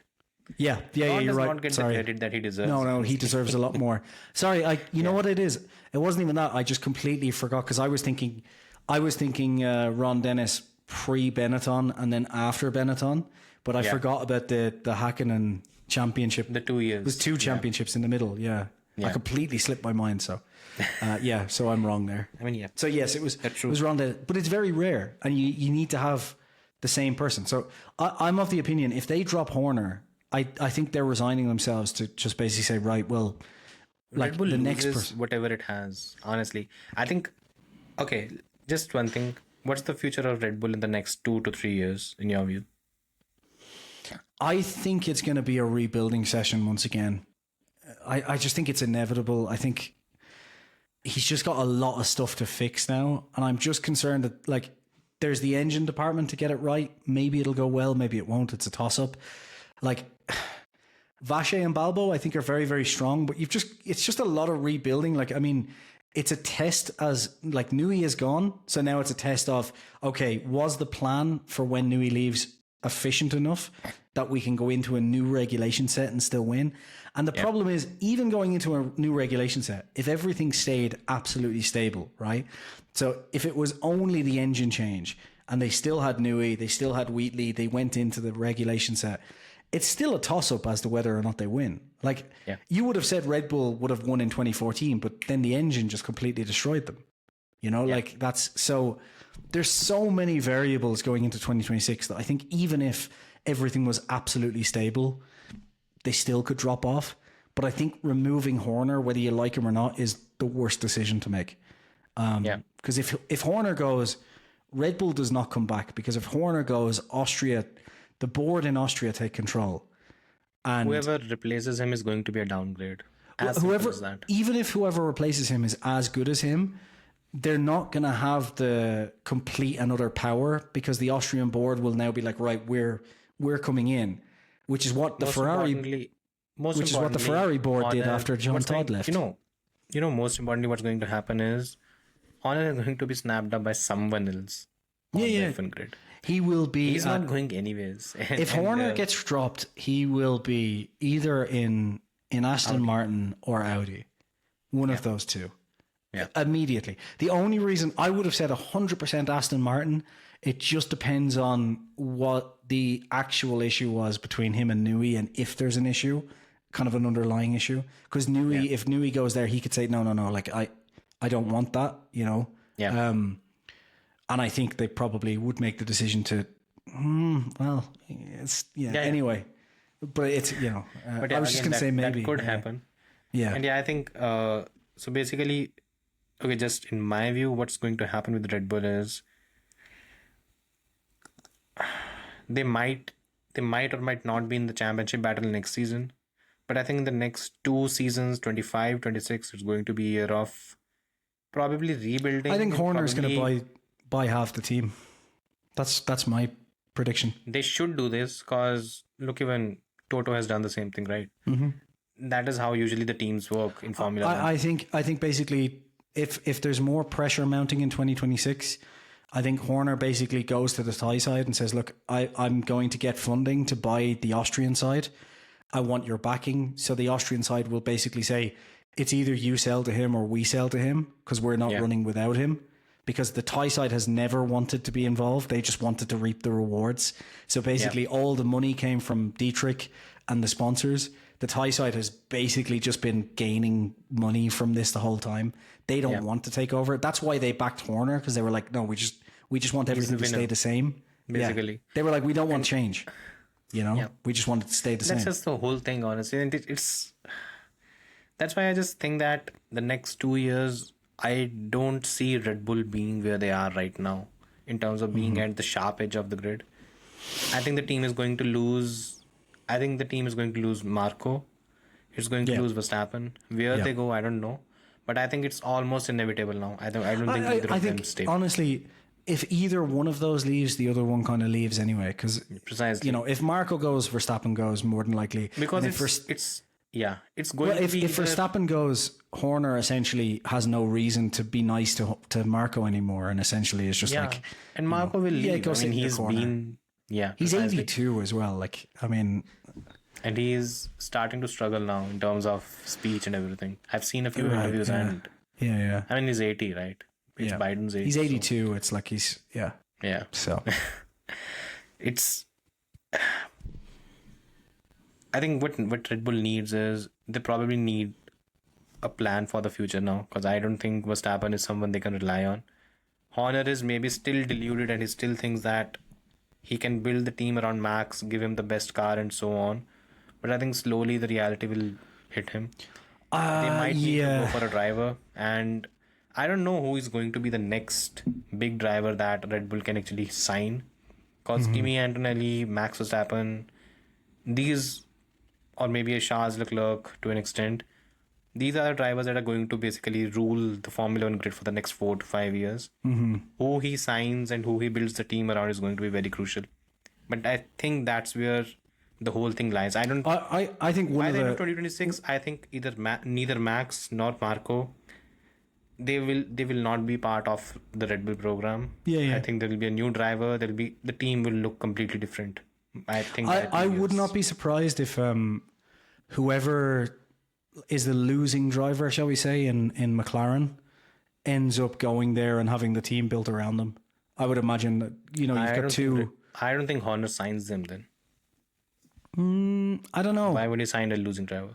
Because I think the difference is going to be small. So even then he's not going to sign a losing driver. Yeah, I guess I see where you're coming from. He does. The thought process is different, right? They are going for winners, and I don't know if Arvid Lindblad is actually that good. Maybe they promote him and build the team around him like they did with Max. Still don't know if that is the case. Yeah, but I think in the interim, I could just see him like in 2026. If Max leaves at the end of 2025, I think he's just going to throw everything he can at getting a very capable driver there until the young drivers build up. Because essentially, if Verstappen goes, the problem then is going to be if Verstappen goes and Marco goes and Horner holds control, I think the Austrian side very quickly kind of get rid of the second team. I don't think they want to spend time building up a junior program and building all these things up. I think they do now. The thing is, I think Formula 1 guys don't really have an idea on this thing. Red Bull's aero unit, it is starting to outsource stuff now. So the KTM, the MotoGP team, KTM, the entire aero is apparently done by Red Bull. Yeah, Red Bull technology. You can see the difference on the bike. It's starting to already see a lot of new innovations. So basically what Red Bull is doing is it is becoming Red Bull Racing has become this whole racing unit, which McLaren used to be, Williams used to be. And now they're starting to outsource these excellence stuff. Yeah, maybe they'll get into they'll get into the McLaren kind of sports car type thing, you know. They already have. I mean, RB17. But I mean, it's like, a hypercar, right? That's a toe in the water. Maybe they'll dive right in, you know. Yeah, they might. Yeah. Anyways, moving on from Red Bull. A lot of talk about Red Bull, McLaren, and so on. Yeah. Just touching on the two other top teams, because I think there aren't that many talking points this time around. Yeah. How surprised were you by Ferrari? Because this is probably a very non-Ferrari like weekend, because throughout the weekend they threatened to disappoint, and then to the surprise of everyone, they actually performed. And even in the race, everything was perfect, even the strategy, surprisingly. My only worry throughout the race was, at least in the first stint, was they're going to fuck up the strategy. They're going to make Charles go long, and that is going to cost him. But the strategy was perfect. He basically undercut both George and Oscar and got the podium. From where did this come from, honestly? I just they didn't bring upgrades this weekend, did they? Or did they bring a couple of upgrades? No, nothing. It's just Leclerc then, right? Like, I think both are good. Yeah, but Leclerc was spectacular this weekend. I'd say so. Yeah. Really, started in 6th, finished on the podium, had no, the fact that he finished ahead of Piastri, that's insane. You know? Yeah. I know it was hard to overtake, but considering how fast, you said it earlier, the fact that Piastri couldn't get on top of Leclerc, I don't think that says any, I don't think it actually says anything bad about Piastri. It just says, Leclerc is an epic racing driver. This is the problem with F1, isn't it? Because I love it because it's not a spec series, it's about the engineering. But I can see why a lot of fans hate this, because now they'll all be immediately, oh, well, Piastri's washed them. Wait, Leclerc's back? What's going on? And it's these drivers don't lose their talent. It's just the car is up and down. Conditions. So so there's weekends where mentally it's right, well, the car is only capable of a P5, so that's what I'm pushing for. And they just get themselves mentally in that position. But Leclerc, as soon as Leclerc can kind of sniff a podium, he just does everything right. He's just... Yeah. He does not make too many mistakes. People honestly need to shut the fuck up. Yeah. He gets the right car, he's going to do a lot of damage. Look, and again, Leclerc, Russell, Hamilton, we've talked about this. Leclerc, Russell, Hamilton, Verstappen, and Norris. Alonso. Piastri is coming up there. Alonso as well. These are all the drivers that if you give them the right car, they will deliver you a championship. Yeah. No ifs or buts. It's just... Again, they are not the limiting factor. The car is, and and the strategy earlier the teams. fans realize, and the strategy teams, But God, yeah, not to forget, especially with Ferrari. But again, I mean, I think what this does is it actually bodes well for the rest of the season for Ferrari, because this was supposed to be their basically a shitty track for them, especially how it went in the earlier parts. The fact that they were able to survive all of it, and then you had the race that they did, I think it might... Again, Alonso said that. According to Alonso, the next 2 races, Ferrari is going to win. He doesn't do that often. No. He's not wrong often as well. Yeah. I don't know if they're going to win, but I think they're going to be in contention, at least in Monaco. Monza. Yeah. I think that the Mercedes and Ferrari are actually pretty close to one another as the 3rd and 4th best car. I think those two will fight for thirds. I think it's just been recency bias that basically over the last few races, everything has gone right for Mercedes and everything has gone wrong for Ferrari. So at Spa, Ferrari were pretty close, right? I can't remember, they were P4, I think. Finished third. Third after the disqualification, right? After the disqualification. Yeah. So 4th. I mean, he was leading the race earlier, but then I think it was... So, this is the thing. I think both, unlike the McLaren and Red Bull, well, the Red Bull in certain places, but throughout all of the tracks, the Ferrari and Mercedes both have actual full-on weaknesses. So at one track, the Ferrari will be ahead. At another track, the Mercedes will be ahead. Whereas I think with the McLaren and Red Bull, it's going to be very, very close because they're kind of good everywhere. But McLaren does seem to be better at more places now than Red Bull, which is interesting. But yeah. Let's see. I mean, it's going to be fun. Leclerc was spectacular. Really amazing. I think him and Gasly, they were the 2 standout drivers for me this weekend. Yeah. Just Flavio doing God's work. Yeah, for sure. Coming to Mercedes, by the way, funny thing happened. So in the driver ratings, I think I gave George 7.5. You saw You it. gave because like how dare you? You gave Hamilton 6.5 and George 7.5. Don't you know that Yeah. Hamilton is the best driver? You're obviously a Verstappen fan.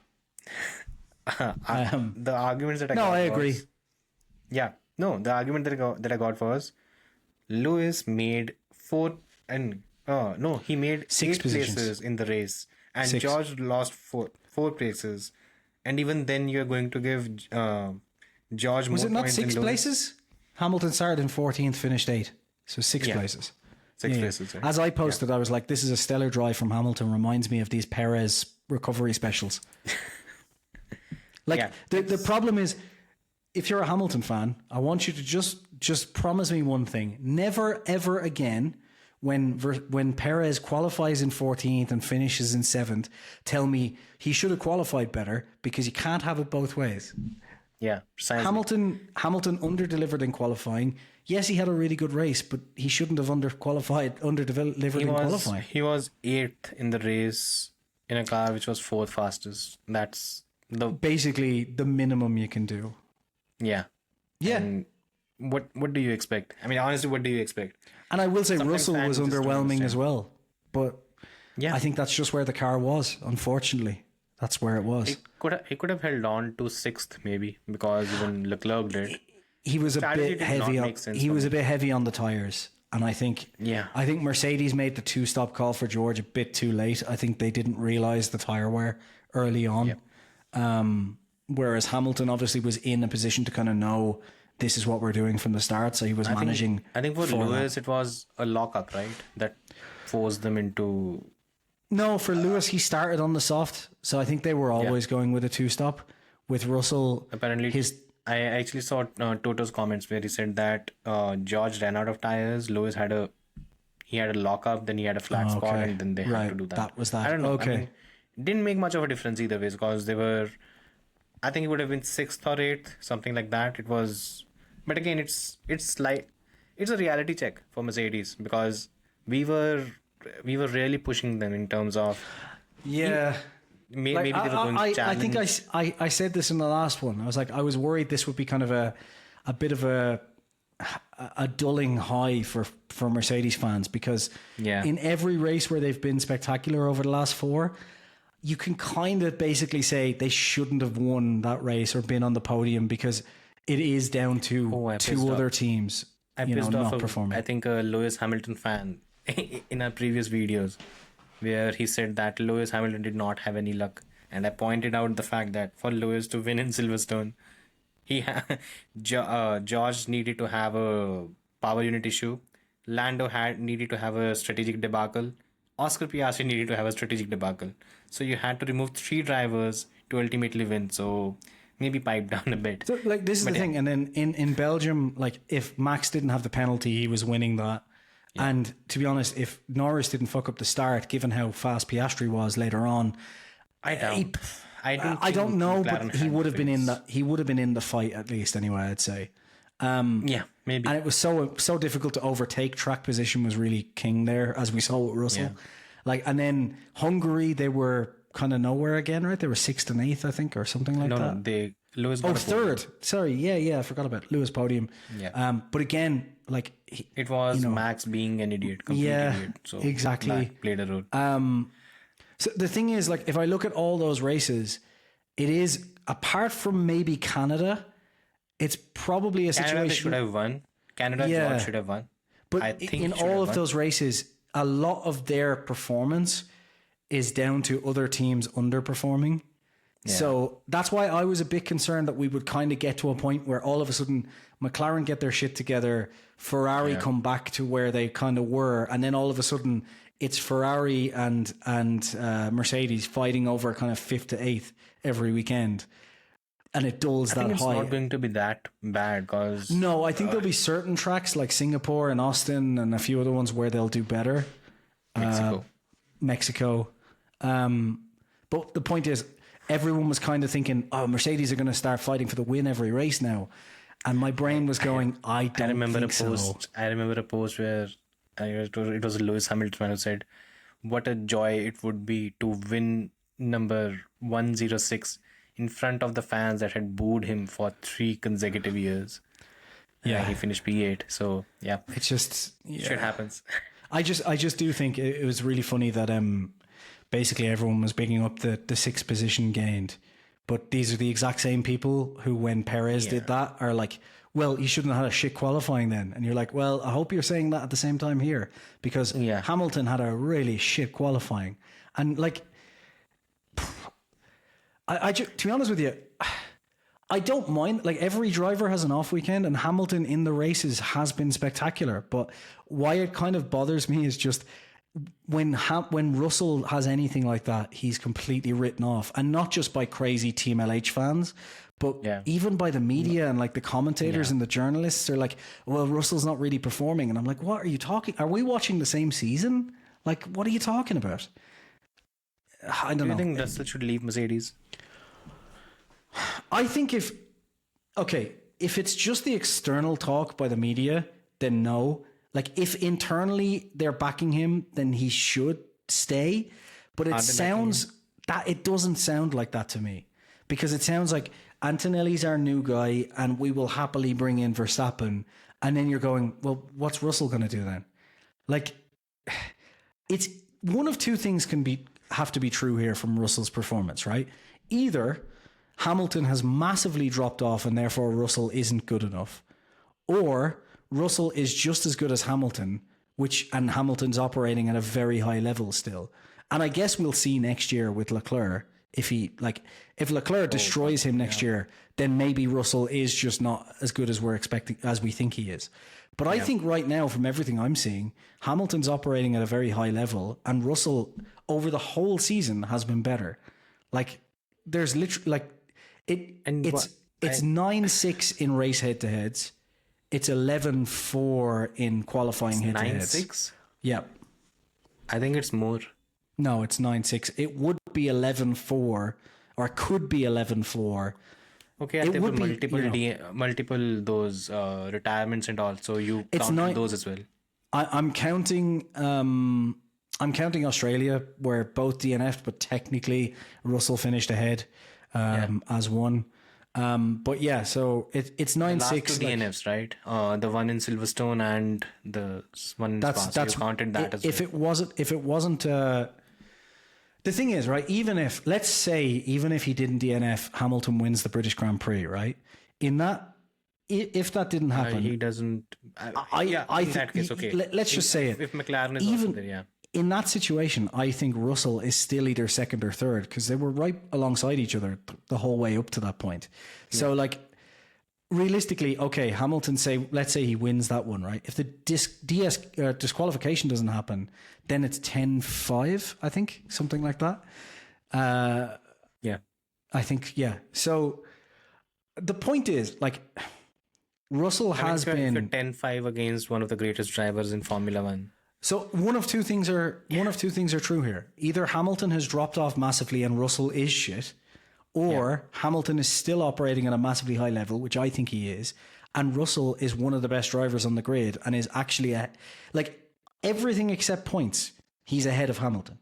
Yeah, like every stat except points, and that's because of DNFs. And even leave that aside, I think for me the biggest worry is, if I listen to Toto Wolff, I just don't see the same kind of affection or admiration for George Russell that I see I can't believe how many times he's spoken about Max, and even about Kimi Antonelli as well. It's you have to ask, what else? George what else can Russell? But what else can Russell? What else can Russell do here? You know, like, I mean, I think if you're George right now, what's your way forward? Because his contract ends at the end of 2025. Just one last thing on this as well, right? Because everyone who's saying now that, okay, Russell, sure, he's better on Saturday, but Hamilton's better on Sunday. First of all, it's not true, right? There's a couple of people who will use the argument that, well, Hamilton's been 0.2 quicker on average. And I'm like, no, it's not on average. It's at a few places. And what you're not counting there is the fact that Hamilton started a few positions behind. So he's chasing and cutting through traffic while Russell has kind of reached the maximum of what the Mercedes can do and settles into importantly, management. I don't know how many times I said it. You cannot calculate race pace. You don't know the fuel loads. You don't know the power Tire modes, management. Tire management.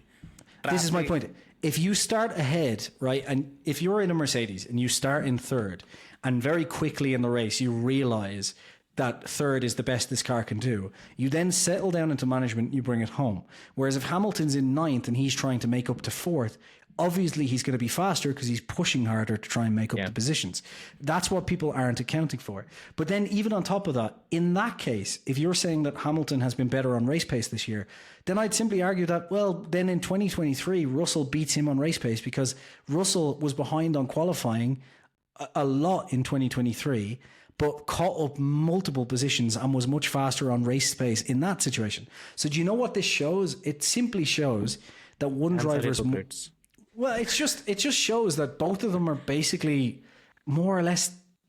There's very little between them. Yeah, and very little. You know, that's what happens when you put two such excellent drivers in the same team. They can only get out of the car what they can. It's not a knock on either of them. Honestly, it's not a knock on either of them. It's just that they are two brilliant drivers and they're getting the job done. Right now, for Mercedes, the limiting factor is the car. It's not the drivers. Yeah. The drivers are, and usually. A last word on this. Usually what happens is, like this year, when one driver is winning in qualifying and then they're similar in the race, which is kind of where we've been this year. And it was the opposite last year. It was kind of Hamilton was better in qualifying, and then George was, I think, a little bit better. George outqualified him, right? Last season as well. After the Monaco Grand Prix. 2022 was... 2023. Okay. No, I'm saying in 2022 it was different, where... I think 2022 George, but George won over the season in points and but like if you look at it throughout the whole 3 seasons, the difference is at certain points Hamilton has been more comfortable in the car. Like 2023 Monaco onwards, Hamilton was much more comfortable. Pre-Monaco, George was much more comfortable. If you look at this season so far, George has been more comfortable the whole way throughout the season, but there's very, very little between them. So I say once again, one of two things. Either Hamilton is shit now and therefore Russell is shit, or Hamilton is still brilliant and therefore Russell is driving at the same level and in many cases just ahead of a 7-time world champion. So which is it? It can only be one of the two. The point is make up your mind. Yeah. Because if Russell is shit, then Hamilton has completely lost it. That's the only way to argue that. Precisely. And looking at how he's driving, I don't see that as a fair argument either. No, because Hamilton's been driving brilliantly. Yeah. Like his qualifying's down. I just think he's not comfortable in the car. I think that's the simplest way to add it up. Because when you're qualifying down, it's usually because you're not comfortable. Because like if you're qualifying shit and your racing is shit, then you're just shit, right? But if you're qualifying shit and then your race pace is really good, it's usually you're not comfortable with the car. So extracting the performance over one lap is really... in 2008. Yep, exactly. So usually it means... Regular fastest laps. It's just... again, coming back to the whole thing. Sorry, that was a rant anyway. If you're George Russell, where do you go? What's the next step? Your contract ends next season. What do you do? Because the biggest problem is he could actually find himself in a situation where out of the blue in January, Toto announces Max Verstappen, Mercedes driver 2026 with Kimi Antonelli. And George will be in a position which Carlos Sainz was this season. Yeah. There's nowhere to go. Should he... Yeah. No, he'll have places to go, but... look, if he'll be in a much bigger demand compared to a Carlos, because... Yeah. Anyways... I think all of the other teams know how good George is, regardless of how F1 Twitter and journalists like to think. I think the other teams know how good Russell is. The problem is, right, he's not going to Ferrari, obviously, right? He's not going to McLaren because they've already got 2 drivers that they know can perform, so why? His only real option to stay at the front is take a punt on Red Bull being good for 2026. And I think Red Bull do hire him. Like, I think that if Verstappen goes, that's their best available option for 2026. And so I think he goes to Red Bull. A very strong... And I think... It would be quite funny as well if Max went to Mercedes and Red Bull did deliver on the powertrain, and Russell won the championship with Red Bull. That would be quite hilarious. He'll punch Joss across the face, that's for sure. Yeah. That's one thing that... But yeah, Russell I don't think would be like Sainz, because I think Sainz is massively underrated, but also unfortunately isn't one of the top 7. He's just out behind them. And that tiny difference makes all the difference when it comes to getting a contract. You don't win titles with the Carlos Sainz. Like, realistically, if you all win things... constructors with the Carlos Sainz, you don't win titles with... If all things were based on performance, though, Sainz would have Perez's seat. If it was just down to performance, you'd put Sainz in for Perez. That would be the most fair way to do it. Unfortunately, it's not. Whereas Russell, on the other hand, is like one of the top tier drivers. So I think he gets a seat somewhere at the top. Aston. Oh, yeah. I hadn't even thought about that as well. Yeah, maybe he takes a punt on Aston, yeah. Or Audi. Yeah.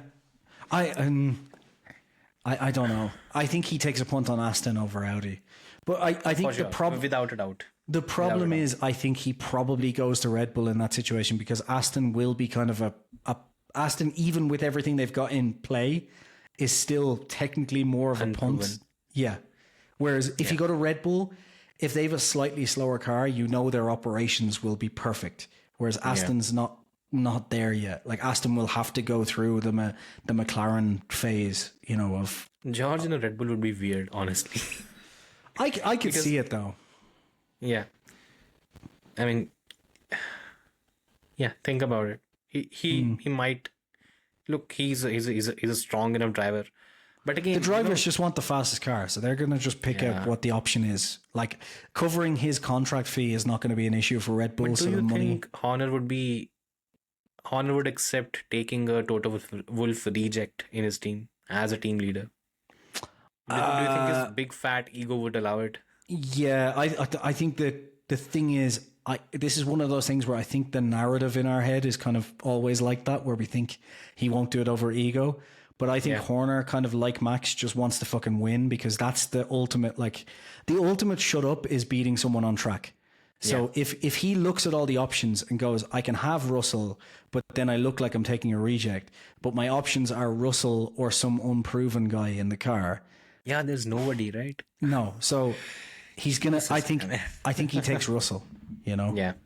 We've got a spectacular grid at the front, like really 7 drivers to the point of where there's Behrman and I keep forgetting Behrman's joining. Yeah, I think it's because he's joining Haas, where I'm just like, he's gonna just flounder around until he gets out of that mess. Yeah, just hope that his car doesn't get taken away because some sponsorship was cancelled or something. Yeah, precisely. Apparently, no. They paid it. Yeah. Yeah, 9 million. That's Red Bull's entire development budget. Yeah.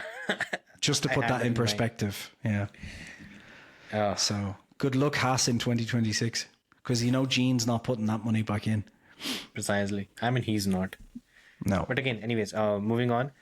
Enough talked about this. Now, coming weekend, we have the Italian Grand Prix. Again, a very, very simple format. Your most memorable moment, and don't you dare say 2008. No. It's got to be 2021, right? McLaren won too. Yeah. Did something else happen that day? Not that I remember. I'm just trying to think why Verstappen and Hamilton weren't ahead that day. I can't remember for the life of me. Yeah. They just had a little coming together. Yes, yeah, I do remember that now. But it was all amicable and no one complained. Someone said it was a homicide, an attempt to homicide or something like that. Yeah. Those days were fun on Twitter, wasn't it? Yeah. Honestly, most memorable moment of Monza, just because I'm a huge fanboy, is probably 2007, is it? Don't you dare say that. No. 2008? No. That's mine, yeah. Is it possibly Vettel winning in a... Yeah. I mean, there aren't that many weekends in my life. Honestly, Monza's not a brilliant track for racing, if I'm honest. And there's some very memorable moments because of just crazy stuff, like Vettel winning in a fucking Toro Rosso before Red Bull had win in won. 2019 was also nice. Oh, amazing! Yeah. Right, holding off Lewis, and I think even Lewis on that day was okay. I'll let you take it. There was a sense of this because he didn't really go hell for leather. You know, this weekend's going to be really dull, though, right? The only excitement is going to be driving in FP1. Oh, who cares? It's FP1 with Lewis Hamilton in the other car. Okay, yeah. I think this might be the only time we might see both of them in the same car, which is basically it is actually the equivalent of having a Michael Schumacher and a Max Verstappen in the same car, where there's an entire generation. But then the problem is it's FP1 and he'll be told to take it easy, so we won't see anything. Yeah, you think so? Yeah. Don't you think Toto will say, Kimi, go ahead and do whatever you want to do a quali lap. Car. It would be quite funny if he does. If it would be funny if Toto Wolff kind of said, okay, qualifying runs for both of them, put them on the same fuel and everything. And I think he will. If Antonelli's ahead, I could see Toto being like, well, Antonelli beat Hamilton in FP1, you know, like I could see that actually. That. Yeah. See? Yeah. I'm telling you, I could see that, yeah. I can literally bet there are people literally in the paddock who will actually beg Toto to do this.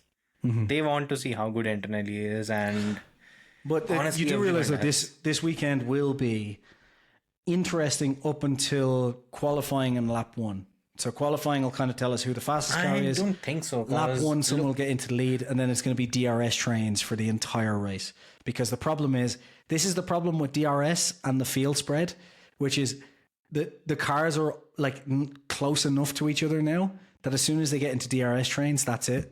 Overtaking becomes almost impossible. And we haven't had a safety car since 1954 at this stage. And no one breaks down anymore. So this is going to be I think it might be interesting though. I think it's going to be really dull. Remember last year was fun. Leclerc versus Carlos in the last few laps. Yes, that was interesting. Yeah. I'm hopeful. Ferrari win in Imola would be nice, but I don't. Yeah. I mean, yeah. Again, I'm setting my expectations really low right now. Yeah. So that whatever happens, I'll be excited. Yeah. Well, with Imola in general, it's just Monza. Sorry, Monza. I meant Monza. Happens. Yeah. I think. Again, in my view, I think 2008 that still stands out for me because before that race, I had seen some things from Vettel where I was like, he's 17, 18, and how is he doing these things? I mean, the race in China, Japan 2007, where he crashed into Weber, but it was P3, P4, and that was surprising. Then I think the next race he got a P4 in a Toro Rosso, which had not scored any points throughout the season. Mm-hmm. And then this race came, and throughout the weekend, and really difficult conditions as well. Now it's going to fuck up. Now he's going to fuck up. Now he's going to fuck up. And at no point he did that. I think that's talent. I think this is what we've talked about. Ferrari in the past makes people forget how good certain drivers are. You know, like people don't understand how good Leclerc is. People don't understand how good Alonso is. People don't understand how good Vettel was because he was in Ferrari for too long and they made him look shit. Ferrari destroys drivers, honestly. Ferrari. This is why I'm really interested to see Hamilton against Leclerc, but I'm also like, I think other than Carlos, I have not seen any driver go to Ferrari and leave with his stake actually higher, his stock actually higher than when he joined the team. Yeah, that's true. He's the only anomaly. Yeah. Because Leclerc, they constantly say, he makes 2 mistakes, which is bullshit. I've talked about this, but he makes 2 mistakes, Jesus. Okay, so the pecking order, by the way, what do you think will be the pecking order? Top 4, how do you rank them? I don't have your enthusiasm for Ferrari at the minute. Just because I'm to Fernando Alonso. Yeah, that's true. But I don't know. I don't think they'll be up there. I do think Ferrari will be ahead of Mercedes at this weekend, though. I do think. Yeah. Just because at the places where the Mercedes was faster than the Ferrari at Spa, those places don't exist here. So I think this is basically just a big... I get where you're coming from. It's like a big Ferrari circuit. But I think that given the straight line performance and the speed performance of the Red Bull in Spa, I think the Red Bull is going to be the quickest here. And I think McLaren's upgrades basically have fixed some of their issues. And I know they have a new wing for this weekend, a new rear wing, to kind of make sure that their straight line performance is there. Finally have a low downforce wing. Remember last season they did not have a low downforce wing. So I'm 95% sure they confirmed they have a low downforce spec. I'm pretty sure. Yeah. So, okay. So with those things, I think it's going to be Red Bull. Well, I say Red Bull. Verstappen, the fastest. And I'm a Perez fan. This season hurts. It's going to be Verstappen, then McLaren, then Ferrari, and then Mercedes. And I do think Mercedes and Ferrari are going to be pretty close, but I think Ferrari will edge it out. So I wouldn't be surprised if it's kind of Norris, Verstappen, Leclerc, Piastri, kind of like the weekend we just... No, sorry, Max, Norris, Leclerc, Piastri. So, I think Max wins this one, personally, but yeah. Okay. So, your top three, your predictions, top three? For the podium, Max, Norris, Leclerc. I think Piastri in fourth. I think Leclerc kind of just... Leclerc's on form right now, and I could see he'll just... I still think Piastri just has some tire wear things to deal with as well. Just some small product. Yeah, which is to be expected. Like, it's only his second season, you know what I mean? Like, this is... It takes time in Formula 1 now. Yeah. But the raw pace is there. He just needs to get on top of some small things. Yeah. So he'll probably fucking win the race now and make me look like an idiot. But anyway. I think what's going to happen is I think Red Bull is going to struggle with the fact that the curbs are aggressive, at least in the first and the Ascari. Those are the two places where Red Bull is going to lose time. And I think because of that, I think it's going to be... Okay, I'll do the wishful thinking bit. Leclerc, Norris, Max. Okay. That's my top three. Yeah. That's a pretty good top three. Yeah. Yeah, that'll be interesting. It's a bit of a wishful thinking, but I think that's how I look. A Ferrari win at Monza is always spectacular, so that would be cool. But we haven't had one in half a decade, so that would be nice. Yeah. 2019, it is the last one, isn't it? 2019. Yeah, 2019. I think Leclerc came close in 2022, probably, but then they had the safety car ending or something. Yeah, that happened. What was... Max won in 2023, right? Because that was like every year. Yeah, he's won the last 2 years. I'm just trying to remember. Was it 2022 when he was close? I can't remember. I'm just looking it up now. That year is a blur to me. Which one? 20. Yeah, it was 2022. He was 2.5 seconds behind Max. Yeah, it was basically the race ended behind the safety car or something. Yeah. Again, a lot of controversy that day as well. I love how my brain went, who won in 2023? I'm like, I forgot only one other driver won in 2020. Or sorry, one other team won in 2023. Yeah. 2023 is easy. Yeah. It's in 2023, Checo was 6 seconds ahead of Sainz in second. Like, that's, Yeah. Again, Sainz was in form that day. So that was a good race. Yeah. Anyways, enough about this. Now to the blatantly biased tweets. Okay, cool. You have the tweets, right? No, well, let's do it the way we did it the last time. You read them out because I feel my throat is starting to get a bit sore. Yeah, no worries. Let me see. You sent them to me here. Here we go. Okay. So you want me to just read these out and then we discuss them? Sure.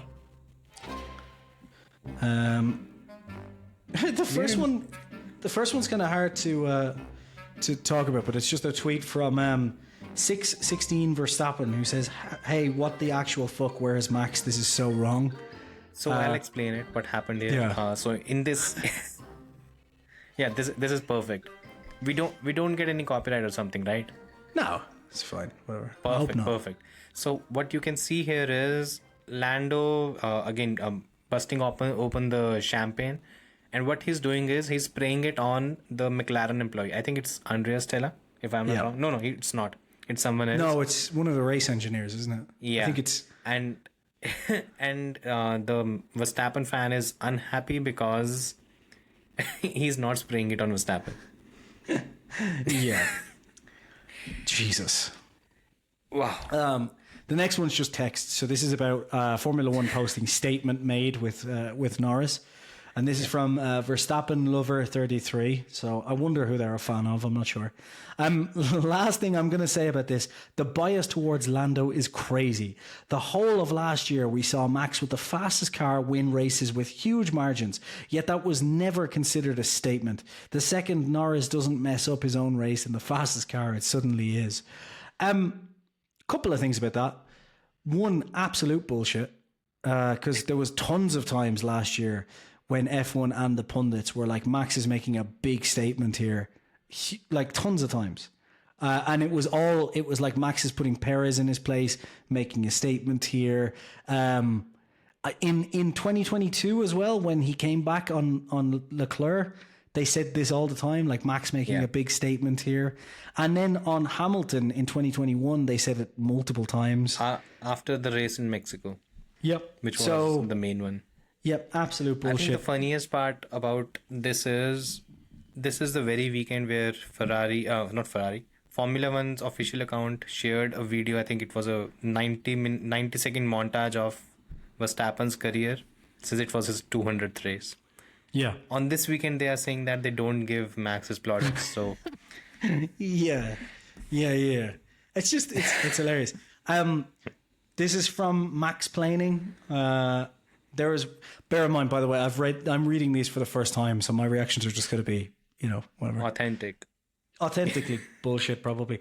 There is one thing and one thing only uniting the 33s, 44s, 16s, and 55s. So for anyone who doesn't know, that's Max Verstappen, Lewis Hamilton, Leclerc, and Sainz, and that is the agenda against number 4 and his insufferable fan base. I'm sorry for Norris's fan base is insufferable. Have you seen Team LH? I think I did comment on a couple of people this weekend and say, like, Verstappen fans, please don't be Team LH. Like, please, come on. Yeah. Like, please, come on, guys. We already have one, and oh god. Henry Mill here. Yeah. Goat Simulator. Which so it was the cost objectively funny image, by the way. Brilliant image. Like, hilarious image. So it was the cost cap cheated all along. If you look closely, he has Henry Mill written on it, so it's basically watermarked. Yeah. I mean, it's his really good intellectual image. Property, isn't it? In fairness, this is hilarious. Like, it is really funny. Yeah. And this account is definitely like, I've seen them wind up people so much. This is definitely a wind up account. Like 100%. This account isn't. He was apparently banned as well. Apparently, He's a Hamilton shared fan, a picture right? of Karun with Karun Chandok. Apparently, some. Oh wow, okay. Stuff.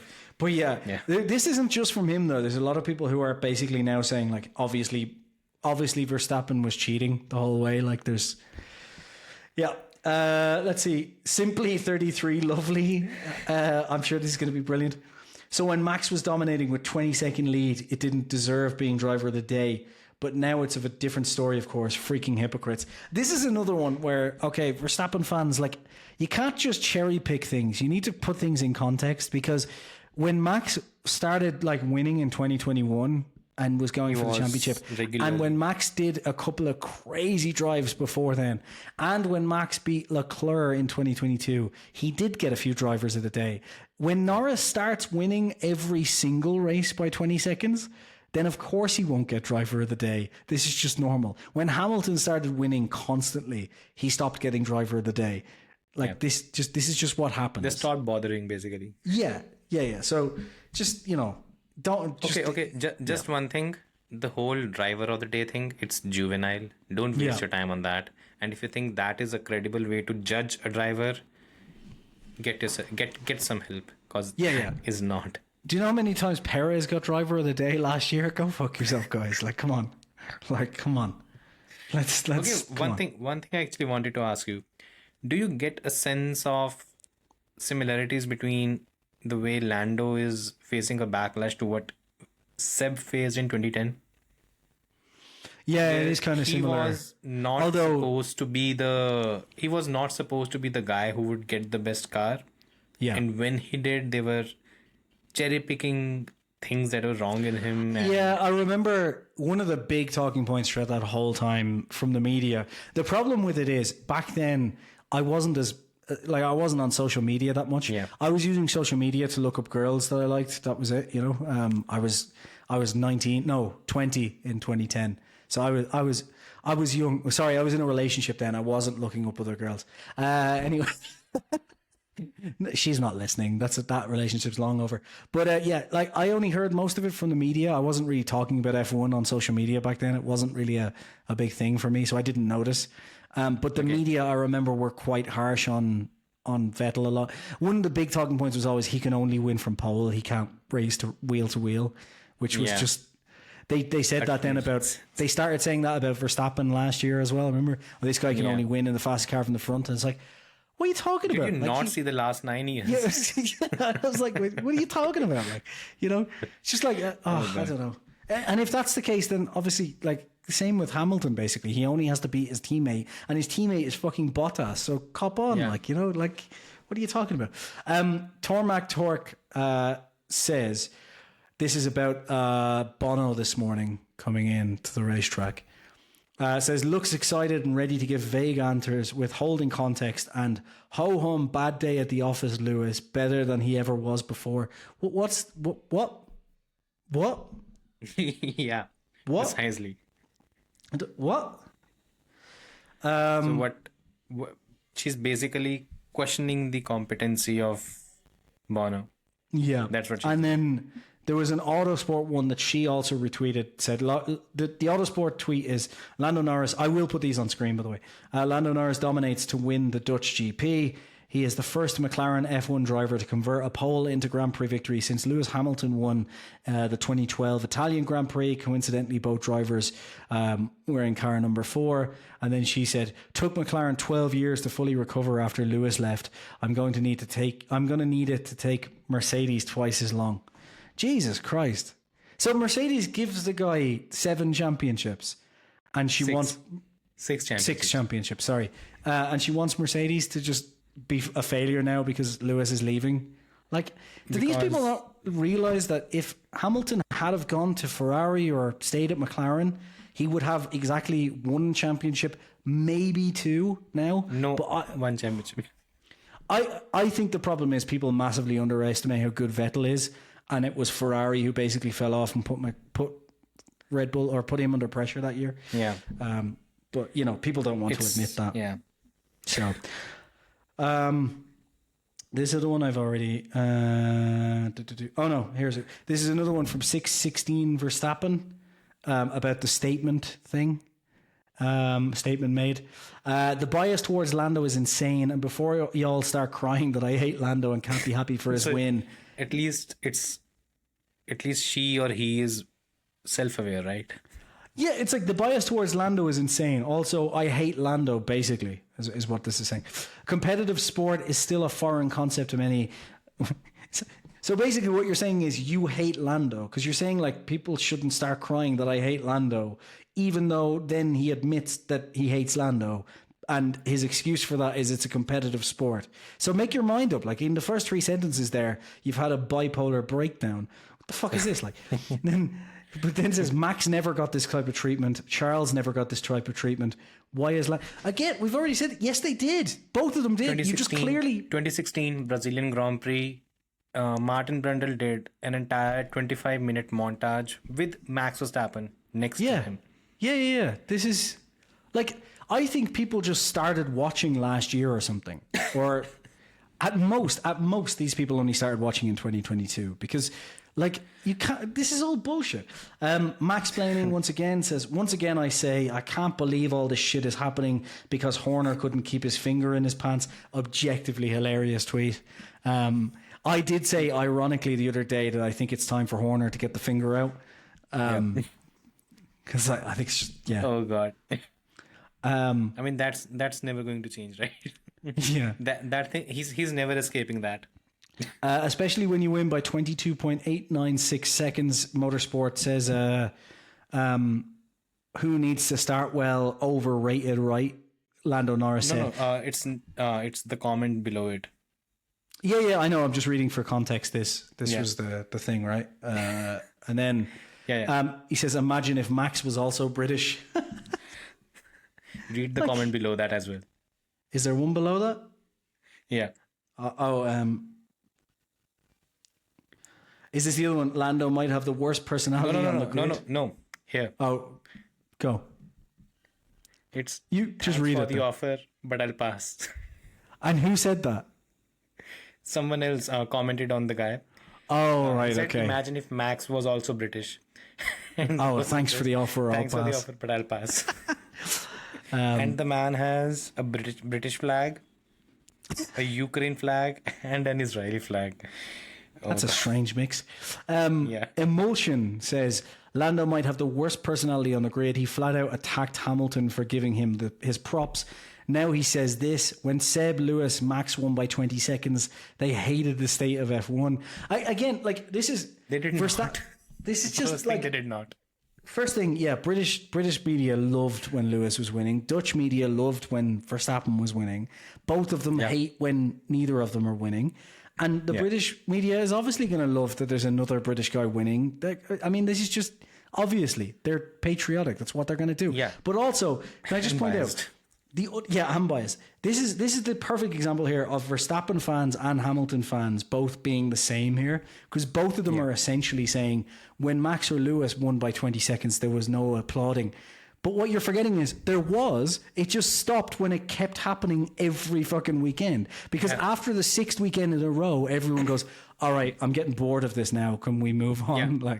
So the problem is you can't have it the first time Lando does it. Of course, people are going to. Yeah, exactly. It's not like this is every weekend. And I think there were 50 of those posts of the McLaren dominance is boring. So, it's just. Even I made it, but some of them were not in a sarcastic sense, but more like, this is boring, this is rocket ship. I mean, come on. It's like one it's race the we can first just time. Yeah. Like if in 2024, if it was like a situation where Norris had a Max Verstappen 2023 next year, in 2025, right? If it comes along next year and Norris is winning every race by a mile, obviously this shit's going to stop and people are going to start going, what you're going to have then is you're going to have, Norris domination's really boring. McLaren are clearly cheating. They're in bed with the FIA. Norris is only winning because he's in the fastest car. Norris can only win from pole. You're going to have all of this bullshit again. And if you're a Verstappen fan and you start saying it next year, remember everyone said this about your driver. If you're a Hamilton fan, everyone said it about your driver. So just grow up, get over it, stop the bullshit. Just Norris. This is the first time Norris has won like this. Let him fucking enjoy it, Seriously, and also, the simply lovely in the car. I mean, if there were hilarious. 2 words that could basically ruin everything for people. I mean, the most triggering words in F1 Twitter is simply lovely. Yeah. And I didn't even know the context for the longest part. If you're right, let's put this in perspective. If you're a Verstappen fan and you're annoyed about this, how much would you have laughed in 2021 when, for the first time, say Verstappen overtakes Hamilton in the standings and wins a race? If he had came on the radio and said hammer time, we all would have pissed ourselves laughing. It would have been brilliant. Precisely. This is essentially the same thing. That's what he's doing. And the way, if you listen, I think a lot of people just read it and didn't actually listen to it, because when he says it, you can tell he's just trying to wind people up or wind Max up because they're best friends, basically. Yeah. They hang out all the time. They fly on the jet together all the time. I think the funniest thing of all of this is Max and Lando would be fine. They would be chatting. They'd have zero issues. Here it's become nuclear war for no fucking reason whatsoever. I said this earlier in the podcast. It's like all these made up narratives in people's head. The amount of times you see Lewis and Max chatting shit and laughing together, and then everyone acts like the two of them are at war. No. Lewis and Max, the heat is real. It's more Yeah, from yeah. Lewis, but Yeah. the heat is there. The on track, but they off track, they still talk to each other. They still laugh about stuff. The Yeah. thing is, the age difference is massive between them, so they just don't hang out like that. That way. That's just the way it's going to be. It was like even Sainz said with Ricardo, he's like, there's a big age gap, so we don't do some of the same things. So like Precisely. obviously, whereas Lando and Max are basically the same age, so like they get on. But yeah, Verstappen fans, don't stop. What are you doing? Like, just hop Seriously, on. don't be cult edge. Yeah, like the the We problem already is, have one massive fan base, which is just well, yeah. it's the problem. It really annoys me because like I kind of enjoy where we're at now, where Max is being challenged. Yeah. This is why it gets boring. Like obviously it gets boring when Lewis was winning just consistently for so long. You just wanted anyone else to win. And then when Max started winning all the way through last year, I was like, I hope someone else comes along now and wins because, We just want competition. That's the whole bit.